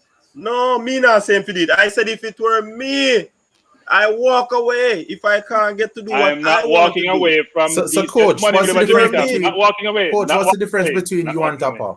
I don't know. Well, there must be a big difference. I don't think he wants to go out on the limb. I think we can all infer what the difference is, coach. What? I'm going to Tappa Marino who can afford to walk with me. I know the difference. I know the difference between Coach Minzy and Coach Tappa. Coach Minzy is actually a coach. I think Coach Minzy got GC and get 1 degree. Play football for Jamaica. That time coaching credentials. Rome. There are a lot of people who coach. Where did Dennis Zidane get his license from? I agree with that one there, Rome. Where did Zidane get his license from? Where did Lampard get his license from? Where did Arteta get his license from? Tell me. One of them get their license over. In off-season, them got school and them something. How much leverage? Where did Tappa go school if you go become a coach? How much leverage? He has his B license. That means going to Rome's preparing some nice goat. You know? He's preparing some nice goat from morning. That's a title with the thought there. I want one nice scapegoat. I really talk. No, seriously. Leverage do you think? Look. If Tappa was not the look, you gotta think about this, guys. Which is Tappa has. What would your reaction be, Cranky? Since Tappa came out and spoke. Tappa has not been a coach since '98, right? Tappa has not been a coach since we went to World Cup in '98. We have 22 years since then. If he did 10, that means in 12 years we haven't done anything. And it was that Tappa's fault? What, that we haven't done in that 12-year period, because of what a period is, we have other coaches, we paid a lot of money. Barnes came, Schaefer came, they all come. What have they done? But that is a red herring. What does that have to do with Tappa on this situation? No, because we're saying that we have competent coaches with the requisite licenses and schooling who we brought in to coach the team. But they still haven't got the results. But what I'm saying to you now, I do not believe. I am not saying that Tappa isn't a good coach. I am not arguing that Tappa is necessarily incompetent. What I am saying is it is hard for me to tell what his level of competency is when he is being undermined. And I'm saying that he's being used as a fall guy, and it is bad for him, it is bad for the team, and it is bad for the fans. You understand? And rather than continue to be a fall guy, right? Tappa, listen, a lot of people say Tappa don't have this license and that license. All of you guys are funny. Tappa has a vast wealth of experience. Forget any license. I mean, Tappa could leave right now and go and get the licenses that you all speak about. Because you know what the primary criteria for getting those licenses are? You have to be coaching a top team for a number of years. Tappa meet all of those criteria. The fact of the matter is, the man is being used as a fall guy. I can't evaluate how good Tappa is as a coach when he's not selected. We don't know if he's the one selecting the 60-man squad, when we have reason to believe that he might not even be fully in control of the selection of the team that takes the field at the Gold Cup tournament, right? Yeah. And so the man is being used as a fall guy. Rome. Okay, let me ask a question. Let me ask a question. Set aside the pick where Tappa is not picking the team. What justification you have for the choices we make in the game? Do we agree that the in-game choices that this coach is making is absolutely mental? Yeah. Are you saying that? So Rome, let me say this. Rome. A lot of times, you would say this about Salkar at Man U. I said about Arteta at Arsenal, Rome. We sometimes totally disagree vehemently with the changes they make or the timing of those changes, don't we? Sometimes the coach has, like, for example, in this game with Bobby Reid, the coach have confidence in Bobby Reid. We thought Bobby Reid should be changed much earlier because he wasn't in the game. But the coach sometimes, you know what? This player is going to come through for me because I know his quality. And sometimes we will sit there saying, you know what? You're losing your mind. It's very obvious. Why you take him out in the 58th minute, 60th minute? It doesn't happen. Arsene Wenger needs to make all these changes in the 70th minute.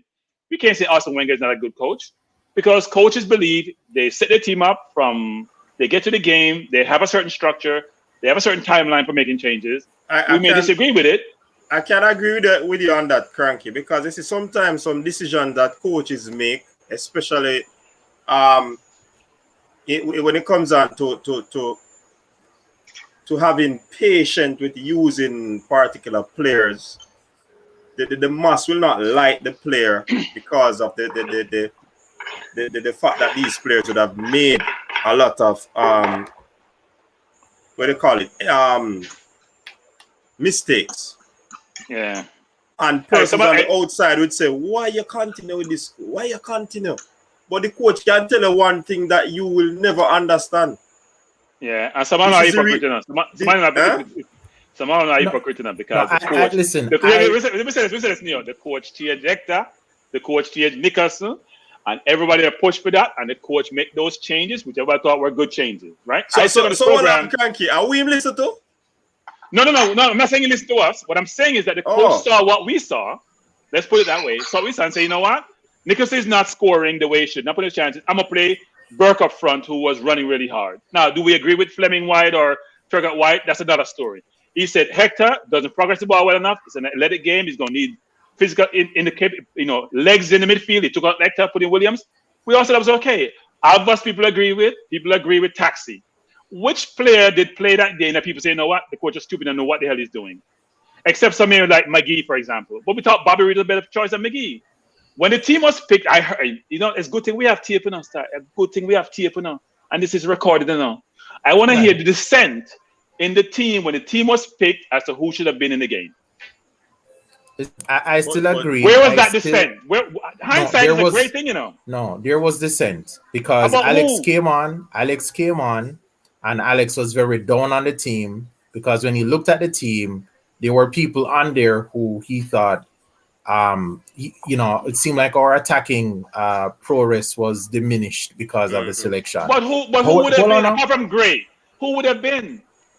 Well, listen, but Gray, but we think Gray is an essential part. However, though, Cranky. I sat here shouting, why they don't bring on Leon Bailey? Leon Bailey stand up here warming up, right? Now we are learning that Leon Bailey could not have or shouldn't not have played because he had an injury to his calf muscle.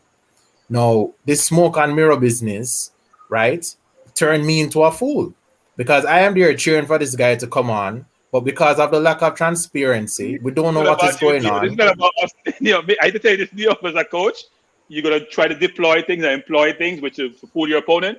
If the fans get fooled, for the fans. Well, listen, you're trying to win a game.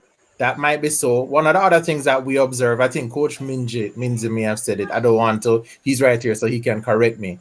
But one of the things that we looked on at the team that was selected too was we noticed that there seemed to be more inclusion of the USL or MLS players. We noticed that slant to the team, and some people said, well, I'm going to use MLS against MLS.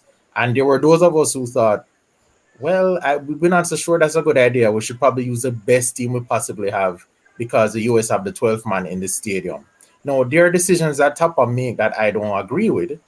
You understand? But, I mean, for all we know, there could have been the invisible hand, could have been telling Tappa, this is what your team have to look like.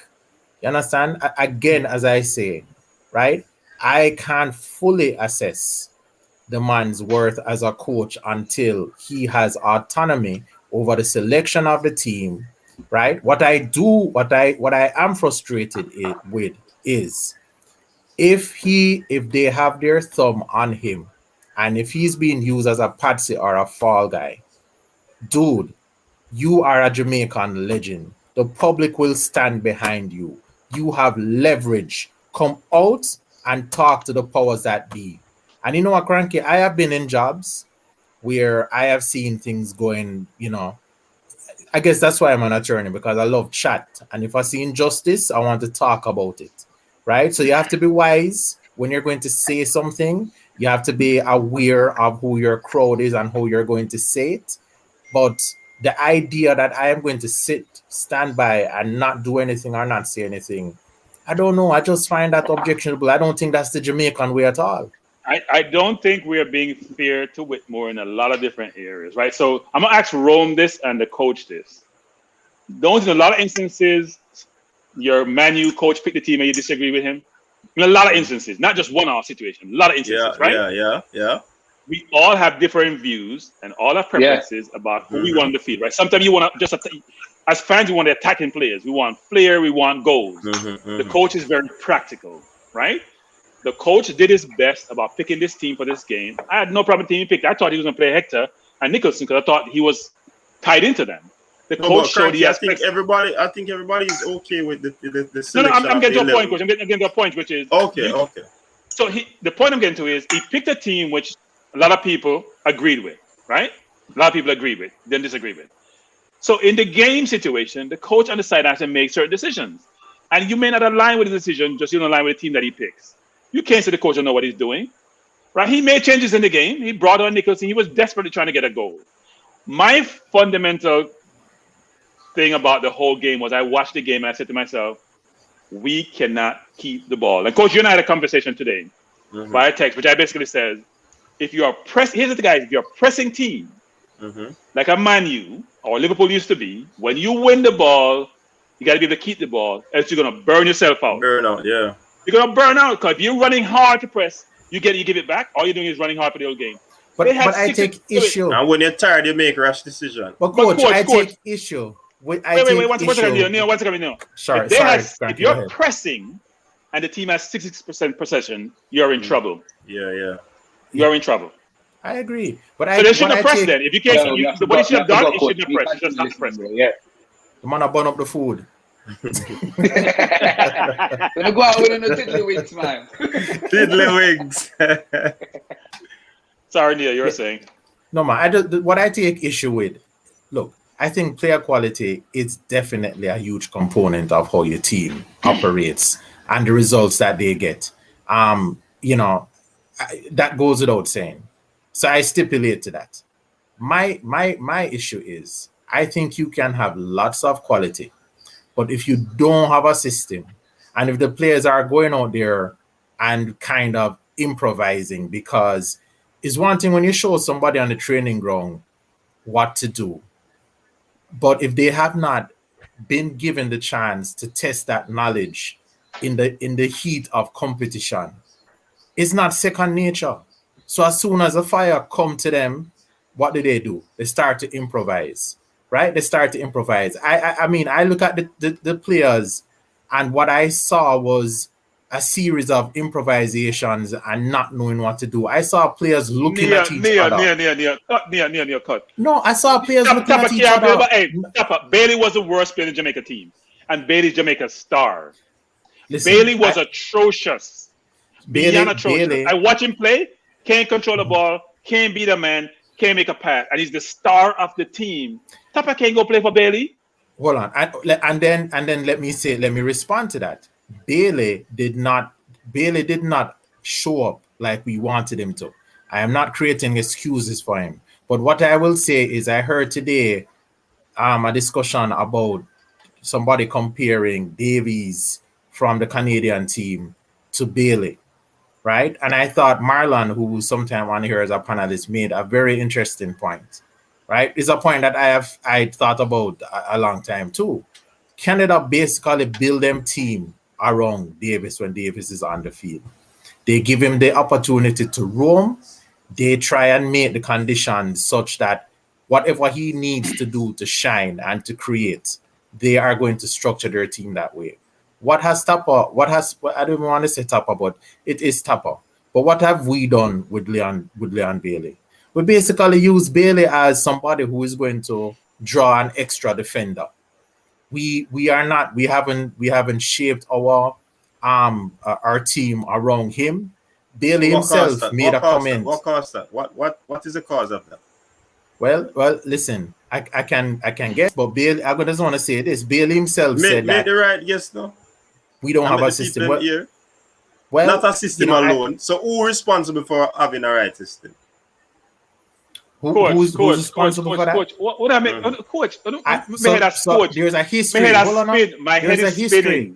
There's a history with Bailey, right? Because Bailey, for a long time, there were questions about whether or not Bailey would come on the team. I'm asking the right questions. There was an issue. I make excuse with Bailey. He was awful. Listen, Stan. There was an issue. I'm not saying that he was awful. There was an issue between Craig Butler. Sorry, Neil. Sorry to break you. But Cranky, I am making the point based on what Neo is saying. I'm not taking up for Leon Bailey. He didn't have a good tournament. Coach, I pass a ball to your coach. Think about, you say featuring. I pass a ball to your coach and you lose the ball. I pass the ball next ball to you and you lose the ball. You try to dribble and beat 3 and 4 man, you lose the ball. What does it have to do with Tappa? What's it featuring you? Cranky, you missed the point. You missed the point that Nia is making. Nia is saying that the team is not set up around to allow Bailey the freedom for him to roam. I disagree. I disagree. You disagree, but hear the point. So I'm asking him the question, who is responsible for setting up the team in a particular way to isolate Leon Bailey? That's what I'm asking. And it's a positive question. Okay, no. Here's the answer. Harry Kane has been awful in every tournament England has played in the last 4 tournaments. World Cup, he's been awful. Even when he won the Golden Boot in the World Cup, he was awful. Right? I have never heard anyone said Southgate is not set the team up right around Harry Kane. I have never heard that. I think because Harry Kane is different. Harry Kane. No. Distinguish Harry Kane from Bailey. No. Guys, you can't say that. Harry Kane is a star player, star striker who's going to go for 160 if he goes to Man City, guys. You can't say that. He's the star. But Stan, there's a history there now. Every coach goes to Barcelona, set up the team around Lionel Messi. When you think about PSG, they set up the team around Neymar. When you think about Brazil, they set the team around Neymar. Come on, there's a history. Understand? There's a history. There's a history that you're not really paying attention to because there was a question about whether or not Bailey would get onto the team because of Bailey's association with Craig Butler and the feud between Craig Butler and the JFF. You understand? The attitude to Bailey when he finally got onto the team, it was public outcry and public pressure, which basically pushed Bailey onto the team. Because Tappa basically said, I don't know if it's Tappa, but the JFS attitude, right? And it appears the coach's attitude was, if Bailey and Kyle come on the team, they're going to be lucky. We don't really need them. You understand? And there was a big issue about that. And I saw Leon Bailey actually come in spite of those. I'm not saying that he shouldn't have come, but I have seen him humble himself to an extent, right? When he came on the team and he said, you know what, I will do whatever you need me to do, right? Bailey, I don't see that Bailey has gone on the team and said, well, I'm a prima donna and you have to build a team around me. What I've seen is that Bailey is basically defender bait. A lot of the times he's defender bait, right? And he's not being isolated and given a chance. No, should he, in spite of that, perform? That's a valid question, Stan. And I believe that he should find a way to perform because he is a quality player. And I mean, if you want to say that he isn't, maybe you could say he's a quality player in the Bundesliga, but then we have a body double that comes to Jamaica sometimes. It's the same guy. You understand? So something is happening that is preventing him from realizing the same potential he realizes in Germany, right? Elsewhere when he's playing for the Jamaican team. And I am interested in finding out what that is. So Neil, I was in Talk Sports today. And you know what they said? Because what's his name? European expert. We're talking about Bailey. Because there's interest from Southampton. There's interest from Everton. There's interest from Aston Villa. He said yes. Leverkusen is thinking about selling him now because for 30 million, because he hasn't improved in the last 3 years.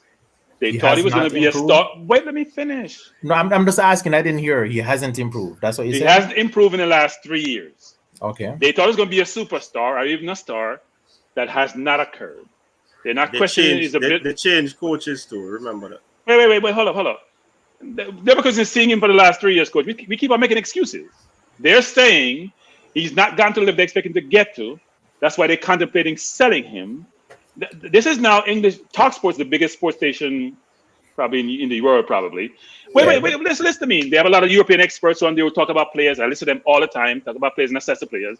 They're saying yes, he has skill, but they haven't seen the improvement over the last 3 years, and that's why they're considering offers that they're getting for him, because they're not thinking he's going to get to the level they think he's supposed to have gotten to or will get to. Now, is that the case? I don't know, but I'm saying is that I'm just coming off of best season, you know. But you're not. But see, here's the thing. Here's what you're doing. What everyone else does. Keep on coming with excuses and rationale. Same. Injured. I'm just saying. Wait. Neil, you're doing it right now, Neil. Neil, you're doing it. You're doing it, Neil. You're doing it. I'm telling you, you're doing it. They're finding ways to rationalize his bad performances. No, I'm not. I am talking about the conversation you listen to on Talk Radio. You're saying that they think that he hasn't improved and they want to cut ties now before him become a liability. I'm not saying cut ties, but they're considering selling him because they're not sure he's going to reach the potential they thought he had, right? They think this asset has reached its prime and they're going to sell it. We're just not going to say anything we need to say for you. But my question to you is that I think that contrary to that view, Leon Bailey just came off his best season ever playing for that team. Not only did he do well in the domestic German league, but he went to the what was it called, the European whatever thing, and he scored some really spectacular goals there. I think this is the best season he has ever had. So I mean, everybody entitled to their opinion, and perhaps their opinion has been colored by the Gold Cup performance. You know, is Leon Bailey a great goal scorer or a scorer of great goals? Mm-hmm. Right. I mean, right. Yeah. Yes, Eddie. Welcome. Is that sarcasm? I don't know. I'm not sure. No, I'm asking. It's a legitimate question. Oh, what was the question? I didn't hear. Is he a great goal scorer or a scorer of great goals? Oh, okay. I think he's a scorer of great goals. Okay. It's your lot, doesn't it? Wings out. I'm going to listen to the remainder of this inquest. Fascinating. I'm going to be listening. Don't you worry about this. Bless it. All right. Wife your call. Peace. All right. Look, I'm not going to say Bailey's not a good player. He's a very good player. What I'm saying is that the point I'm trying to make is that when we're trying to blame Tappa for the team's demise, if Reed doesn't show up, if Bailey doesn't show up, if all those players doesn't show up in the competition that we want to do well in, how are we going to not denigrate, how are we going to say it's the coach's fault? He has to take some responsibility. As a coach, I won't call him the CEO, but he's the head of the team, right? And as a coach, a manager, you always get fired when the team do badly, no matter if you have the right tools or not. We don't disagree that. But I'm just saying, I don't think we're giving Tappa fear. We're not being fair to Tappa because Tappa is working with an administration that's inept and with players who are not maximizing their potential. Right. So the coach is targeting as a deficit. But I think we need to give the fans more credit because I think that the argument that the fans are just enraged at Tappa alone, I think that's a straw man argument, because here's the issue. As I said, and I said it the very night of the game, and I'm saying it again. It is a systematic failure. It's not only Tappa who has failed us, but it's also the conduct of what I believe, the conduct of the GFF, the lack of preparation. I think all of those things combined has failed us. I think that we hoped for the best. I think we were enthusiastic about the name and the addition of quality to the team. But I think that at the end of the day, between the GFF, between COVID too, between some mistakes that Tappa make, that, perhaps we underperformed, but perhaps we probably would not have gone any further than the semifinals. Yeah, what I'm saying. Hold on, Cranky. Yeah, what I'm saying. I see two people are the waiting room, Ricky and Seaberg. I'll now have to turn on the camera for come on this. All right? But here the point of I want to make. The coach has been around for the past 5 to 6 years. Yeah? And he would have gone to tournaments, competitions, and all of that. And people judge the coaches based off what the team does in terms of performance. Yeah? I hear Cranky say we're not being fair to Coach Whitmore. Is it unfair? Is it unfair for us to see the performance of the team and say that, hey, everything is okay with Tappa? He's doing fairly well as the manager of the team. For the past 6 years, he would have gone to the Gold Cup probably 3 times. This would be the 4th one. Yeah, he would have been there. Or this probably is his 3rd one. Let me not say 4. It's coming a point that he has to be, what I call it, assessed. Diminishing returns. Based on how the team is played. Remember now, we are the same ones that say Tappa has been doing well with the sort of tools that he had. The JFF went as far now to give the man what he asked for. I think it is fair to assess him based on what he would have asked for. Well, and Coach, I don't disagree with that perspective, which is, as a manager, as you're saying, you have responsibility for the performance of your team. I've said a number of times, which is I don't think the coach has been given the tool that's available out there for him to get. We know what the tools are. And look, we have said this from the start of the tournament, and the coach have said this, which is the midfield has been not being good. We've said this from day one. We've saying this from day one. The midfield doesn't have the requisite players in the midfield, especially the game that Ravel could make the trip, which is not Tappa's fault that doesn't have Ravel. As Neo says, it's incompetence laid someplace else, which we know about. And the fact that if you don't have the right midfield, which is how the game was controlled by the US, it makes it very difficult to move the ball from your defense to your forward line. Here's what happened. When we get the Roofs in, and the Antonios in, and the Pinnocks in, and all those players in, and if Tappa fails, then I say, you know what, get rid of Tappa. But we need a midfielder to... Wait, and we get Kevin Stewart here. No, I'm just giving you players. I mean, there's more. Kevin Stewart. Yeah. If you get those players in and we fail, I say, you know what, Tappa, you got to go. Until we do that, because we all sit here and say Hector. Tappa has to play Hector sometimes. CDM. He has to play him in CDM because he has no other choice. We put Williams in there. We see his deficiencies. We know what the deficiencies are, guys. If your best player look, we expected Bailey to have a phenomenal tournament. Coach was on with tactical manager talking about how much they fear Bailey. Bailey disappeared. Mm-hmm. So if your best player doesn't turn up, you have people like Turgot who has to play, who's not playing well. What do we want to our center forward not putting the ball in the goal? What the coach is supposed to do? He can't go and do it for them. That's what I struggle with, which is, I'm not saying the coach is perfect. In fact, the coach is doing a favor. He doesn't do himself in a favor when he gets interviewed. He looks like he wants to run from the mic. And people assess your intellect by how you come across with the media, right? He looks like he doesn't want to be there. He wants to get away as far as possible. So they're judging him, sometimes unfairly, frankly, about how he comes across in the media and then they look at what goes on the field, and they're saying, you know what, put 2 and 2 together, it doesn't work. Yeah, man, I agree. I agree with Cranky totally. And a lot of persons tend to forget that Tappa is the one that, has this team playing pretty much. Remember, the players went on strike. If it wasn't for Tappa, we would be looking at this team that we have now and talking about the best team ever in years. So Tappa had a big role to play in that. So we need to give him some credit. Going into this Gold Cup, I don't think a lot of persons might say that we deserve to win, but I don't think so. The important thing about this tournament was us to get the preparation that we need to go into the Gold Cup qualifiers, which is the most important thing. Whether you want to believe it or not, it is the most important thing. And I think to judge Tappa on a few games, I don't think it's right. We need to judge him on the bigger games to try to work for qualifiers. All I'm begging you guys to do is not to have a situation where it's all or nothing. I am not saying that Tappa deserves all the blame. I'm saying Tappa deserves some of the blame. Yeah, man, for sure that's something. Yes, yeah, right? and we won't disagree with that. We can't disagree with that, right? We can't. Right. If the team lose, the coach takes responsibility. I've been saying that. And the players have to take responsibility too, because they have to assist exactly, themselves. Coach. Yeah, exactly, Coach Means. Yeah, I agree. So this is why I said from before, it is a systematic failure, right? There's blame to go around on all sides, but I think that the most important player in this situation is really how the team is administered and how much preparation they have.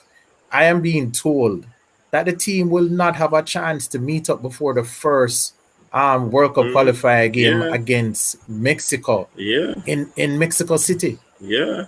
Well, that's not the coach, though, right? That's timetable, right? Right, I agree. Season starting is timetable. On the clubs, on the different clubs. No. Hold on, I agree with you, Cranky. I hear you. I hear all of that. All I'm saying is that, to me, they need to have some kind of meetup of the players, Paul Hall, the UK branch of the team, right? And have on this side of the pond, the meetup of the Jamaican side of the team. And sorry to cut you, Neil, but that's why I said earlier on the show that somebody asked me the question directly if I am Tappa out, and I said no, because it would be ludicrous for us to actually get a new coach now when we're not going to have any time and chance for the players to meet up. Tappa would know them already. Right. So he knows who to call and how to get these players together and get them ready to play. But and how many coaches would take Tappa's compensation, coach? How many big coaches? And I agree on that point too. Them now take it. But Tappa is not a big coach. And who is willing to work with the JFF? That's the next thing. Tappa is not enough people for the right amount of money. Neo, the problem is money. Neo is always money in Neo. I know, but he asks who would work with the JFF, and I'm telling him lots of people for the right amount of money. And JFF and somebody said too, on that point in Neo, somebody said any coach right now would love to come in a situation where another coach failed, because guess what? He would want to make his mark. Well, on a coach, do what the person that was here before. I would gladly come in, because I am being told from YouTube, from the tabloid newspapers in England, that Jamaica has access to a bunch of Championship and Premier League players in England. If I was a coach and I wanted to make my name and my comeback, I might take a pay cut and come work for the JFF, because I think that it is a grand opportunity, as we all do, which is why we're so passionate about what's going on, for Jamaica to excel. You understand? Now, I believe that Tappa's hands are partially tied behind his back, right? Yeah, the people are full of counteraction. Hey, coach. So you work for an organization, coach. You work in a school system. Yeah. You work for your organization because you're an attorney, and you want to tell me, say, you can determine what you want to do in your company. You determine what you want to do, when you want to do it. You have no checks and balances system. You don't have speed. You don't have the president. You don't have all these sims. You don't have all these people who are in your ear telling you, you're going to do X, Y, Z, or else. Probably. That's probably the conversation. They're the one determining which English players come in, They sometimes fabricate stuff. You act as if the coach has ultimate autonomy to make decisions about what he does, how he does it, and has the resources to do it. As a professional, I have some autonomy of my work and my work product, right? I am not just I'm not putting down any other other workers, but as a professional and as a coach, and certainly Tappa is a professional coach. And you have limitations also. Yes, I agree with you. But what I'm saying is that the notion that he doesn't have any autonomy or shouldn't ask for it or expect it, it doesn't make any sense. That's not how professionals work. When I do my work, I do it to the best of my ability. I have people who review, right? I have people who I discuss cases with. I mean, I know that, coach is a professional and he has people that he has to talk to, but they hired me because they trust my judgment. They trust that I'm going to speak up when I need to, and they trust that I'm going to make the right call. Hey, Neil, you're not working at Jamaica, you know. You work at US. You're not working. No, that's not true. Neil, let me answer. Ricky, we soon get a chance to talk. Let me answer, Neil. I'm cranky. Listen to me. Me telling you already, me answer a question a long time now. Me answer again. Me say me would walk away. Seeing? Okay. Because if me as a coach I go work with a group of players and me never see them play, I don't know how they come, just see one pool of players to pick up. The chance that I had to see them and to bring them in, a lot of things would have clicked already to know what to do when I get them to put them in the system that I have. Rather than me pick them out of a pool and me hear some man say this man I can play this. So it's like me I start at zero. You understand? So me not take that job there. If me not have autonomy to go select my players them or choose my athlete, no. But and that's a professional integrity. I'm going to have a problem with that. Yeah, but coach, I think we're talking as if Tappa has this template he's working from, and it's something we expect that we have in a first world country, and therefore things are structured a certain way and they operate a certain. They don't. Gareth Southgate go out and pick his players. The England FA doesn't do that. They don't have bylaws saying, you know what, the JFF administration can determine who's in the 60, and then Gareth Southgate or Whitmore. No, nobody has those bylaws. No, the levers of control over Southgate are a lot more subtle than the levers of control over. Not when it comes to players. Not when it comes to players. Unless the player has some baggage, then not when it comes to players. I beg to differ on that. However, and that's why I do the job. As I said before, I grew up, spent most of my after Neil we take Ricky. My youth in Jamaica, and I have seen professionals in Jamaica who manage and work in a first world manner. And so I don't know. I kind of feel like I understand the pressures that are on Tappa. I feel like the JFF is not really known for operating in a very, don't have the, in a very professional way. I don't want to say is known, but don't have the reputation rather. But I believe that we know better, and that, the Jamaican way is for the small axe to cut down the big tree. You're talking about utopia? This is not utopia, Neil. I'm sorry. Not utopia. Ricky, welcome to the show. Night again, gentlemen. This is my question though. If Tappa keeps the job, from a professional standpoint, if he keeps the job and he loses to Mexico in the first game and he draws the second game and then he loses the third game, then what? You still have time to turn around. What would the turnaround look like? That's what I'm asking. What would the turnaround? We can't tell you what the turnaround look like. Well, look, we're still gonna have time to turn around. Well, I would give him a third game. Just a second. Yeah. Would the third game include firing him, or would it be improved what I did? Well, it depends. It all depends on what happens in the game. It depends on how much support the JFF gave to him. It depends on a lot of things. I don't think that we can say that it's a simple issue of, well, if him lose 2 games and win 1 game, then we'll have to get rid of him. We agree that we probably played our best game that we lost before this final one, right? And we said, well, you know what, we'll never win, but the team looked like it was following a pattern, it was following a system. Yes, we're going to be disappointed if we go to Mexico and lose, but if the support is there and we see that them working with the players, but you know, understand if me hear what you say right. Are you saying that if him system of play, if he might come with a new system and him lose the first 2 games, no, lose one and draw one, you kind of go give him the 3rd game based on all those dynamics?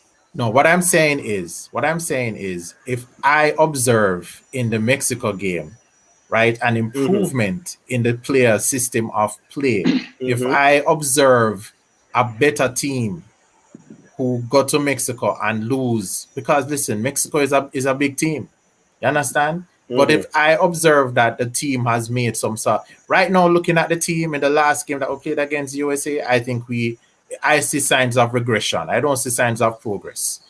But if I go to Mexico and I see signs of progress, in spite of a loss, I am not going to say at that point that Tappa should be just thrown out, right? But I'm saying that that progress. So wait, before you answer the question, go ahead, Neil. We'll only be able to see that progress if Tappa, the GFF, and the players are all working in a manner that is going to be conducive to progress. Right? So this all depends on the opponent you're playing against. I don't think we played one good game out of those 4 games that we played, given what people are saying our capabilities are. I don't think we did. I don't think we played well against Suriname. I don't think we played well against Guadeloupe. I don't think we played. Costa Rica was slow, ponderous, and we looked good against them because they just weren't that very good. And the US had a C team who they play decent, they keep the ball really well, and we look out of our depth. So, wait, let me finish this. If you give Tappa the tools, if you give him Antonio, if you give him Pinnock, if you give him Stewart, if you give him Roof on all those players, we go to Mexico and stink up the joint, I got to say, you know what? I'm not comfortable. Yeah, I agree with that. Even with them not having time to prepare the way you want to, because you will see this actually. And if Bailey's playing the way he's supposed to be playing, then you have quality players who should be play well. They may not win because Mexico is a very good team and they'll have all their players, but at least you see a performance which suggests that there is hope going forward. But if they're totally useless, if they just seem not really well organized, then you got to reassess. You know what? Maybe you have 1 or 2 more games to make a decision. And that's exactly my point. I agree 100%. This is how I was looking at it, though. There is a mathematical point where there's a point of no return, where you actually have to win a certain amount of games to progress out of the hit. At what point do we say, try someone other than Whitmore? At what point will JFF or we the fans accept that, okay, this is bigger than Theodore Whitmore, let's use someone else? That was my question. Can I just run a quick answer to that? Just off the top of my head. So I believe that most professional coaches, if you interview somebody at that point to come and coach Jamaica, the first thing that professional coach is going to want to do is to assess based on the track record of the team, watching the players, knowing who we have as players. He's going to have to make an assessment about whether or not he feels, right, that he can do anything for Jamaica to help them to qualify for the World Cup. Some man might take your money just like that, but if it's a true professional who mean you good, I'm going to say, listen, JFF, we have to have a conversation, because perhaps there is some point where it's just going to be too late. You understand? So a really good administration already have that figured out. That's already been determined. If you're good administration, you already worked that out. You worked out, you know what? If I have the players with the level of competence and quality I'm looking for, as the gentleman Cedric has said, mathematically, if I look at my opponents, who should I definitely get victorious against? I work the numbers out. What points do I think I need to qualify? I'll have a cutoff point to say, you know what? We can't, at this point, we're done. We have to make a decision. We need to remember. When you see a coach get hired in mid-season, that negotiate and they get hired right away, that decision been made 3-4 weeks ago. With the button being ready to be pushed, they've worked out their contract situation. They worked out what one of coaches want. It's been worked out a while back. It's not just some decision made off the cuff. decision being made. It's just about executing that decision. And this is not club football, you know. We do have a Sam Allardyce out there to come and save the day. Nobody's out there for. No, they may say Paul Hall. They may decide that Paul Hall is the man. But I don't think so. I don't think so. We do have a Sam Allardyce to come and save the day. So it don't make sense. We bring it to that point. See, let's be fair. Realistically, are we expected to be in the next World Cup? Because we're sitting here and saying that we don't think JFF have made that decision. I can say I think they expect to be in this World Cup coming. I think they expect to be in the World Cup in Qatar. However, based on how they manage the World Cup, tells me that they have not made that decision. And if you have not made that decision, whether or not you can fire Whitmore, it means that they are on the wrong path. No, I think the president came and said they're disappointed with the outcome, but I seem to gather from what he was saying, like, you know what, we have bigger fish to fry. Yeah. However, if I was him and I was playing against Guadeloupe, Suriname, Costa Rica, which is an old team, a C team US, breaking news. Mexico, which split them team into two to send halfway to the World Cup, to the Olympics, and have a good enough side here. I think Mexico will win this competition, and don't based on how they're playing, by the way. And we still can't measure up to them. We're still outdone by them, by an old Costa Rican team, by a C team, US team. That is telling me that Jamaica is nowhere near ready for the Hex in September. But Ricky, here's what we don't do, Ricky. So we like to match up player for player when it suits us, right? Look at the players and what level they're playing at in our team currently. And look at the players even in the US team, who most of them play, they're not playing USL, they're playing MLS and above. So we're having USL players who's one level below MLS, and we want those players to come out and destroy a US team, which have players playing at a high level, even if they're C team. But we're asking to keep up. We're not asking for destruction of any side, because we can't even. Well, no, but I'm saying they're lower level. They shouldn't be able to keep up. They shouldn't. So what you're saying then is based on the players that Whitmore had, so we should not have even expected to go on to quarterfinals then, because I think Whitmore overachieved when he got to the final, and he created unrealistic expectations. When he got to the final the last time, he overachieved. He overachieved. Right, let me ask a question. Let me ask a question. Sorry. Is it since we have been on this Whitmore thing, and we have spoken a lot on this part, what would be the answer going forward in this World Cup qualifiers? Because we have to come up with some solutions. So do we get better players? Yeah. Do we get better players? The answer to me, coach, is you have a bunch of players with Jamaican heritage who either have their passport, get their passport, go get your all-star team. And normally our-star team, maybe not the US basketball team, but normally our-star teams do well if you have quality players. Sometimes, even if your coach is poor, you can somehow overcome that and do well. Even if the coach and manager, you've seen teams where the coach and manager are not that good, but the players are so good and they perform well. I'm not saying that linkage is not needed, whereby you have really good coaches, really good players, and that synchronize really well and it's harmonious and allow you to perform really well. We can go get very quality players who are playing at the highest level, who will play for us, go get them to have more surety and more probability of getting to Qatar. Playing with USL players is not going to get you there. The Turgots, I had to call out names, the Flemings, the Williams, they're not good enough. I've seen them play up close and personal. I've seen them play remotely. They're not good enough. They're just not. In my opinion, in a perfect world where we had the funds and the GFF was operating in an optimal manner, right? I believe that I would have a conversation with Tappa, and I believe that maybe the honorable thing to do would be to step away and let somebody else take the team. However, right, another question before. Sorry, Liam. I just want showing them when them coming up. I don't want to forget them. You can probably remember what you're going to say to add to this answering this question. Say for example, the JFF decides to keep Tappa, and we go into 2 games defending well, getting the chances and not score, but we lose 2 games 1-0. Who would we attribute that to? Are we gonna fire the players and get different players? Or are we gonna get rid of the coach? that question I want to ask. Okay. As I said, in a perfect world, I would have a conversation with Tappa and say to him, Tappa, if you lose the Mexico game, I think you should resign. We don't want to fire you. We respect you. Mexico right? away, no?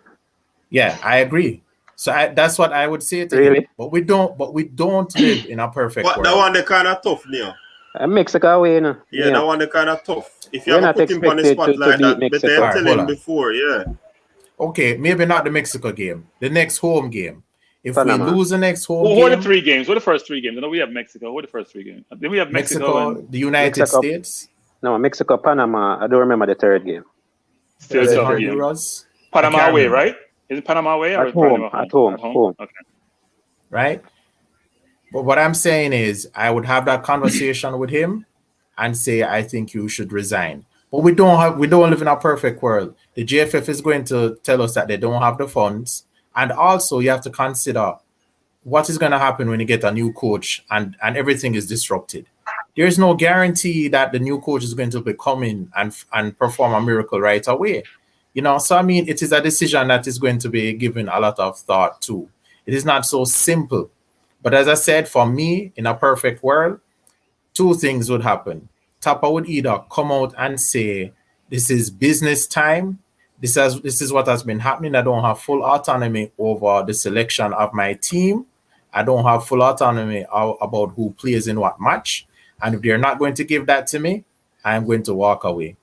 Right? Or the JFF could say to him, if you lose the next game that we are expecting to win, that we have to win, right? We think you should resign. But all I'm saying to you is it is not so easy just to get rid of Tappa. I will acknowledge that. So I'll say this. Why do you think when executives come out and they change jobs, they come out and say, I'm going to spend more time with my family? You think they left of their own volition a lot of times? No senior person in the organization come out and bash that organization unless they're going to leave the organization and they probably don't want another job. Because even if you bash that organization, someone's going to say, I'm not hiring you because you're going to bash me also if things doesn't work out. You have to be very careful when you're at a certain level in any organization about how you manage that relationship and what image you portray to the public or anyone else, right? Because unless you want that to be your last employment, unless you're very wealthy, you don't need another job, you got to be very careful about saying that. Look, if I was Tappa, I'd be having backdoor conversations with the JFF about, look, we got to do better, right? I'll provide my perspective as to what we need to do to get to a good place. I'll be working with them. I would not be coming out and bashing them like the last coach did, who's now in Siberia someplace looking for another job. I would not be doing that. I think one of the things that people are saying is that if the team doesn't qualify for the World Cup, it won't only be Tappa's head which roles. It's going to be the current administration head that also. The current administration head should be rolling a long time ago. I agree with you. Who let them wait for? If you came figure out COVID test, you don't go to Japan, do things well. You go to the US game, you don't have players' contract. You're talking about like you're on the street. We negotiate with players like they're kids or something. Right. But there have been a litany of look. If Tappa did all what the JFF did, he'd been fired a long time ago. If Tappa operated JFF did, he'd been fired a long time ago. So we're blaming Tappa for the incompetence. I'm gonna be direct here. Of an organization with smart people who are not acting based on what their intellectual capacities are. They're poor in their administration. They're poor about how they operate. They're poor about what resources they garner to allow Tappa to do well. If Tappa had all the players he should have and he does poorly, we'd say, you know what, Tappa, you got to go. You're not up to the job. I agree. And so we can agree that it's not a normal administration. We can agree that Tappa is in an irregular coaching job. But I'm also saying that both the administration and Tappa probably see the writing on the wall that if they fail to qualify for the World Cup, that the current president is not likely to repeat as a president. And but so Neil, we can't afford that, Neil. Here's the thing. We can't afford to not go to another World Cup. That's the problem, Neil. You can't afford to say every 4 years the same thing. You can't afford that. But Tappa, so decision needs to be made now. If they want Tappa, they think the man for the job, get rid of him. You don't think man for the job. I have no problem getting rid of Tappa. It seems like on this program, people think I'm supporting Tappa. I'm saying what I saw were players not being good enough. Right. But it could be that the coach also is not good enough. I don't know that. I don't have enough intelligence to inform my view. I've seen the players play. They're not good enough. Not all of them, by the way, but because a generalized statement, which is, I think the defense, the center of the defense is fine. The goalkeeper is fine. All other positions, are subject to change. Right. What I would say is that, if I was Tappa, I would leave and go somewhere else to go look at different coaching job to see if I really need a problem or if the JFF for the problem. But we are not say JFF for the problem. Hands down, we are not say JFF for the problem. I think at this point in time, however, we as fans should put it on a realistic, set some realistic expectations. We may not make it to this World Cup. I said it on a different platform in a comment section today that the sports minister needs to step in. We need to set a 10-year plan on how we're going to develop ballers, whether we're going to get them from England or we're going to build them locally. Because let's face it, in track and field, Jamaica is not 4 or 5 or 6. We are 1 or 2. In netball, we are top 5. In cricket, we are up there. This is the only major sport that Jamaica takes part in where we are literally scraping the bottom. Well, I wouldn't say that for cricket. I think we have gone to the bottom in cricket. I was saying track and field is more individualized, right? And it's better administration, and you probably have more resources because you have done really well, right? And netball is about athleticism a lot of times, frankly. And we've been doing it well, and there's not a ton of countries playing netball. We have almost every country play football. So it's even more difficult in football. And frankly, football needs resources and Jamaica doesn't even have the right coaches to develop players. While that is correct, so I'm saying that this is now going to have to become a government problem because guess what? When Germany you can't mix but FIFA doesn't allow government to take it. Don't mix the football with government. This is what I'm saying. When Angela Merkel set up her plan to say she wanted to win the World Cup, she started a 20-year program that culminated in them winning the World Cup. It was a plan. I remember watching the documentary. It was a plan that she sat down and she met with all the stakeholders and said, hey, this is something for our nation. We're going to do this and we're going to work this out. What do we need to do? And they implemented football programs in all levels of schooling and we saw what happened. Ricky. Now, even the 4 top coaches in Europe are German. Ricky, football is a symptom. We gotta be careful, listening to Ricky. Football is a symptom of your larger society. Administratively, how you organize yourself, what program you construct. Germany is a third world country, a lot of resources, thoughtful people. They can execute all those things in all aspects of their life in terms of how they operate. Football is just a symptom of this. Go ahead, you say, Neil? No, I'm just saying. I mean, I hear what you're saying, but I don't think that's true in all cases. I was just citing the example of Brazil and Colombia and some of these other third world countries. Let me give him a better example. Let's use Jamaica as an example. PJ Patterson helped us get to 98. He then hosted World Junior Championship. He then did World Cricket World Cup. These are all things that a third world country accomplished while being a third world country. So we're saying that because we're a third world country, we can't put the resources in place to improve our football program. So you got to commit your resources to football at the expense of other social programs. Yes, and let me tell you why. If more kids knew how much Ryan Sterling was making every Friday, you would find that they put down their cell phones and stop the banging and go start play football to be like the Ryan Sterling. Because most people don't know. I never use sport as the basis and the example for anything in life in general, but it kills us as people, frankly. No, I don't. Because you know what? Ryan Sterling is 1 in a billion, frankly, a lot of times. And you want to have more volume. No, you want to have much more volume as the basis of your examples. We made these examples. Talking about a country that you're talking about a country that has over exceeded the expectation in sports and arts for decades. Listen, not in football, though. Not in football. We haven't put the resources in. That's the thing. We have not gambled. We have not yet leveraged our hold talent. On. Can I chime in, guys? I just mentioned to you, Coach and I did a hour-long interview about the bylaws of the JFF and the fact that the bylaws don't even mention the men's team, nor does it have as one of its main objectives the international success of the team. You understand? There are fundamental organizational issues with respect to the way the JFF is set up. There is a lack of resources, I agree, but I also agree that Jamaica has often punched above its weight in many sports, and I think that we can do it again. However, this reminds me of the story of the frog, right, and the scorpion. The scorpion is on the frog's back, and they're going halfway across the river. And when they reach halfway in the deepest part of the river, the scorpion sting the frog, and the frog, while he's drowning and dying, which means that the scorpion is going to die too, says to the scorpion, "Why did you do that?"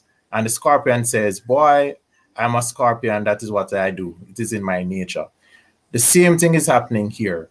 We have poor organization, poor management, and there are systematic issues with respect to how our football is managed. There are systematic issues that affect how well our players from the youth stage until high school, until professional level is managed. I mean, all of those issues have to be addressed. I hear you talking about a 20-year plan. A 20-year plan is not going to help us for this World Cup campaign. You understand? So we have to focus. I know what you're saying, I agree with you, but I'm just saying to you, what we have to do now is to focus on what is ahead of us. And so I am saying that is going to take some guts, right? It's going to take some guts on everybody's side, but very much so on the side of Tappa Whitmore. Tappa Whitmore is going to have to leverage his position as the coach and risk it all, because guess what? He's taking a risk. You understand? When you're in an organization, sometimes you have to take the risk of losing everything, because sometimes the bigger the risk is the bigger the payoff. Tappa, don't be a martyr. Don't do it. Tappa is he's already a martyr. Tappa, don't be a martyr. No, is Martha getting paid? Don't be a martyr, don't get paid, Tappa. There is no benefit in that for you, Tappa. Trust me. No benefit for you. There's realism and there's utopianism. Be a realist, Tappa. Do the best you can. I'm gonna tell Tappa, if you're listening, do the best you can. The love of money is the root of all evil. The love of money, the love of money is everything. Look at the comment on the screen. Who says that all the players are not available to Tappa? He choose the players because he trusts them. We keep going back and forth on this. We got from reliable source that Tappa didn't select the team and Tappa didn't have all the players available. Then we have other sources saying opposite. You have no idea it's like listening to the JFF. You have no idea who to believe. It's like listening to the JFF, who says they can get Redmond, they're gonna get Hayden, they're gonna get all these players. Players don't even have passport to get them. And they're making statements in national media to a general audience about players they can source and who they say they can source, and it's not accurate. So who can we really believe, Pastor? Right, so who can we believe? I have a question though. Do you feel that Tappa has the prerequisite skills to manage the egos of all the international players that we're getting? Yes. I think players want to win. I think sometimes you're going to have difficult players, as we saw with Nicholson, who was very belligerent on the field. But if the coach have enough quality, he can afford to move some players aside. If you don't have enough quality, let's just put up with nonsense. We have all been on teams where it's the very good players are always the most challenging, especially when they come from Jamaica, frankly. They're sometimes the most challenging to deal with. But if he has the quality to remove them, then it makes it easier for him. Those players who are coming all the way from wherever they're coming from, I know you're talking about the English-based players. Those guys are coming because they want to win something. And they're also playing in clubs, which means that they have had to learn how to control themselves and humble themselves to a coach. This is not the first time that they're going to be on a team. And I don't think any of them expect to come in there and tell Tappa what to do and to be prima donnas. You understand? So, I think that concern, while it is valid, I don't really see it as big an issue as the issue about whether or not Tappa is free to make the selection. And also on that issue, what I will say in Tappa's defense is, if you have a team, if you have a core set of players that you know, and you don't know these other guys, right? And then you bring these new guys onto this team, and listen, I don't know what Tappa's style of play is. I don't know what his system is, but Tappa is saying to himself, probably, I'm going to have to teach these guys how I want them to play on my team. You understand? And because he doesn't really have the opportunity to do this in friendlies, he doesn't have the opportunity to have a long camp with them. I could also see that being a source of frustration for him as well. It may not be as easy as we think just to introduce one player or another on the team. So I think Ricky may have mentioned this, which is if Tappa is going to source his players mainly from people who play in the USL or the US or people who play in the UK, he needs to be in those locations. That's what coaches do. He needs to be in the UK having conversation with those players. He needs to be in the UK, bring them together in some forum, someplace. He needs to engage them. He needs to build a rapport with them. He needs to watch them play, understand what their strengths are, their weaknesses are. He needs to be there. Their JFF needs to sponsor him to go there, to go watch them, engage with them, have that camaraderie, bring them together, have discussions. He may be able to bring all the players together because they don't have the resources, but go to where they're located versus sitting in Jamaica, wherever he's sitting. Because as we all said, he doesn't have enough time to bring them together prior to the first match against Mexico. So you go where they are if they can't come where you are. But he needs to find a way to build that momentum, to build that camaraderie, to engage with them that allows him then to build up a rapport. So when they come together, they are singing from the same hymn sheet. And he also needs to communicate to them what his expectations are to them. Yeah, and if he's going to say to the JFF, if you don't do this, I'm going to leave. I'm not going to say that. Michael, welcome, Michael. You have anything to chime in? We are reaching close to the end of the show. Oh, really? My timing is great. Michael, you're Jamaican time. Michael, you're Jamaican time. Go ahead. Yeah. Well, it's one of my 23 jobs. I had to leave to come here. One, I like what you were saying there, Cranky. But in absence of being able to make these trips, have a core of people who you work with who are on the same page with you, who are based in England, who can carry out that function for you. At least do that.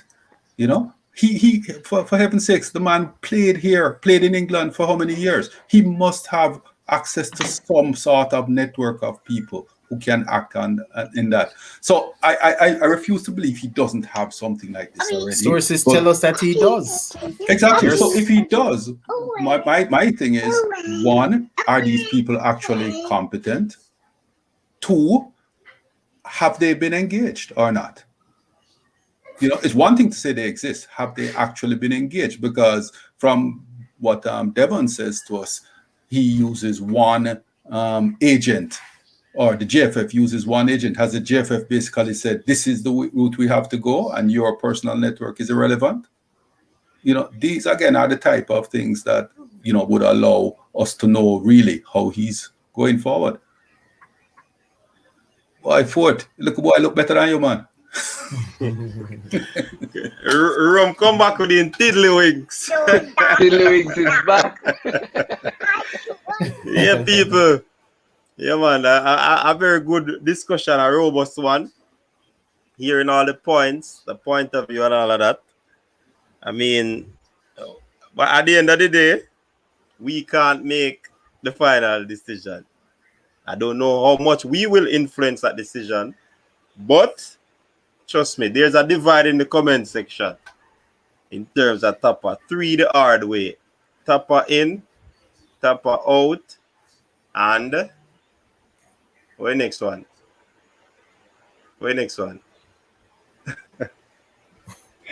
At 3 minutes. Next one is Tiddlywinks, man. Paul, next one. Tiddlywinks. Yeah, man. So basically, people, we have come to the end of the show for today. Like I said, it was a very robust discussion. I just want each and every Rome just reached back. Michael just come in, so you probably not hear a lot of what was discussed. Ricky, welcome to the panel. So I'm gonna ask you if you just give a few cents on your final thoughts. So Cranky forward back. Final thoughts, and then we just close off the show. Yeah. 4th official. Oh, a formula. I wonder how 2 4th official are reached on the panel. So starting with Neo. Yeah, I just going to say really quickly. I think that is a systematic failure. I think that there is failure on the side of the administration, failures on the side of the coach, and failure on the side of the players. I think that the problem is complicated.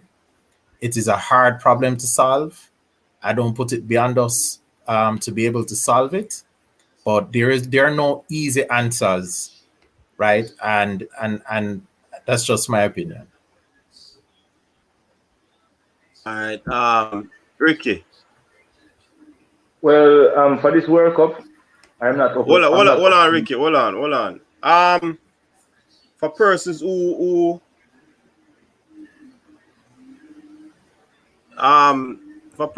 were in the waiting room and I did not acknowledge you, it is as a result of your cameras being off. I apologize. I just see a message, JT. I never see it at all. But once the camera off in the waiting room, basically I'm going to ignore it. You understand? Because sometimes some things happen where that's the reason why we put out these things. So if you see a man come on the panel and him camera off, the fact is that he opened it in the waiting room. All right, go ahead, Ricky. Yeah, no tiddlywinks. Don't come on and show all your tiddlywinks on the camera. Okay, so as I was saying, with the board that we have, the coach that we have, and the uncertainty of what the players will do when they get here, I am not always optimistic about making it for this World Cup. However, we have to do something about it because we can't just continuously just miss World Cups. In another 8 years, it's going to be two decades since we've been to the last World Cup, and that is taken into consideration.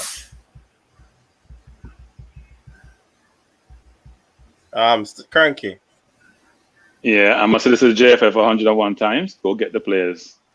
I have no problem with you developing local players. I have no problem putting a structure in place. I have no problem with you trying to get those players to a certain level, but you haven't done it. I know you're trying to have some initiatives in place to try to do so. I applaud you for doing that. Do that also, but they're not mutually exclusive. Go and source the players who we have at our disposal, bring them into the program so we can try to get to the next level. While you're doing that, you can, if you have the players that you need to have, you can get good practice games, friendlies, you can generate resource, you can invest our resource back into your program. They're not mutually exclusive objectives. Go and do it so we can all be happy come Qatar next year. What we don't want to do is have this conversation come 2023 as to why we haven't gotten to a World Cup since '98. Please go and do your job so you can make us all happy and make yourself happy. Rome, tiddlywinks. Yeah, gentle people. You guys already know me been fed up with JFF and them tiddlywinks from day one, right? The main thing with me and the JFF is that they've been using the national program as some sort of arm for the Salvation Army, which I've been saying this over and over. That's not what the program is for. This program is not for you to bring in people who you know are your cousin friend them so they can get recognition overseas. We are here to watch a national team, which if Jamaica football team is playing at the highest levels, that brings joy to the country, it brings tourism into the country, which means it helps our economy. That's the biggest thing that, to me, when it comes to football, track and field does it a lot as well. So I think, as Cranky said, go out and source the best available to come and play for the country. And then after you've done that, you get rid of this coach that we have right now, unequivocally, and get somebody who can actually coach a team. You understand? These men who are coming, the best of the best is not coming to sit down and listen to Whitmore tell them front suicide. Whitmore don't even know what a suicide is. That's basically what I'm saying. So I think moving forward, if we are to develop our football, we have to be serious. And basically, right now, the JFF is not serious. They just want it all for themselves. They're all in it for themselves. That's it. They're not in it for the football. The president is in it for himself. And we need to call them out for it. That's why they have Whitmore in place right now, because Whitmore is the puppet. As much as we want Whitmore gone, he will never go because Whitmore is doing the job that they want him to do. Someone to just sit and say and take the blame while they, on the other hand, take all of the benefits and run away with it. So, Coach, where's your disclaimer? Coach, where's your disclaimer, Coach? Oh yeah, and listen. The views expressed by the fourth official is solely for the fourth official, not that of the coach's desk. However, we already know that we know all about the tiddlywinks, manners. Michael. I don't know where I can go after that one. Yeah, well, I mean, what else is there to say? The JFF needs an overhaul. The national team needs an overhaul. They could, quite honestly, they could learn something from watching the women's team. I don't know if it's too late now, but we have access to players. I think 6 months ago, I said that then was the time to remove Tappa because, we needed to have a clear pathway outlined in terms of how players were going to get sourced, what games they'd be using, what formation or style of play we would be addressing, and enough depth in the pool of players to ensure that we had players in every position with similar quality or as close as possible. 6 months ago, we're here now arguing whether we should keep him or not. Guess what? If we don't drop him now, there is no point dropping him again until after the World Cup qualifiers are over. So, I honestly don't see a win-win in this. A hard decision going to have to be made. And the problem is I don't think anybody there wants to make it. All right, so here's what I would say. Yeah? So,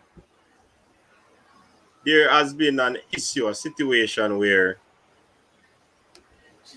the end or the final of the Euros, there was a situation where players of a particular what do you call it now?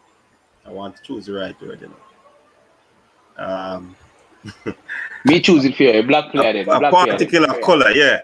Ethnic background. Ethnic background. They were treated a particular way because of what transpired. JFF. Yes, uno me attack.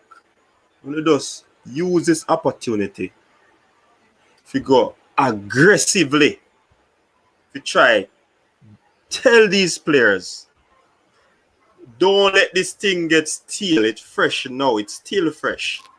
Just go out, run in upon them, and make them know, say, yo, wanna come play for Jamaica. Nobody not do them thing over here.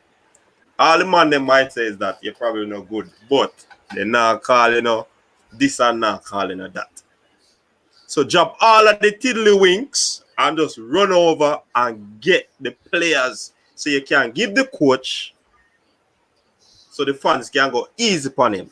Now, as we Cranky said, if when him get these players and go on too well, now the fans them are going to run out and spare nothing.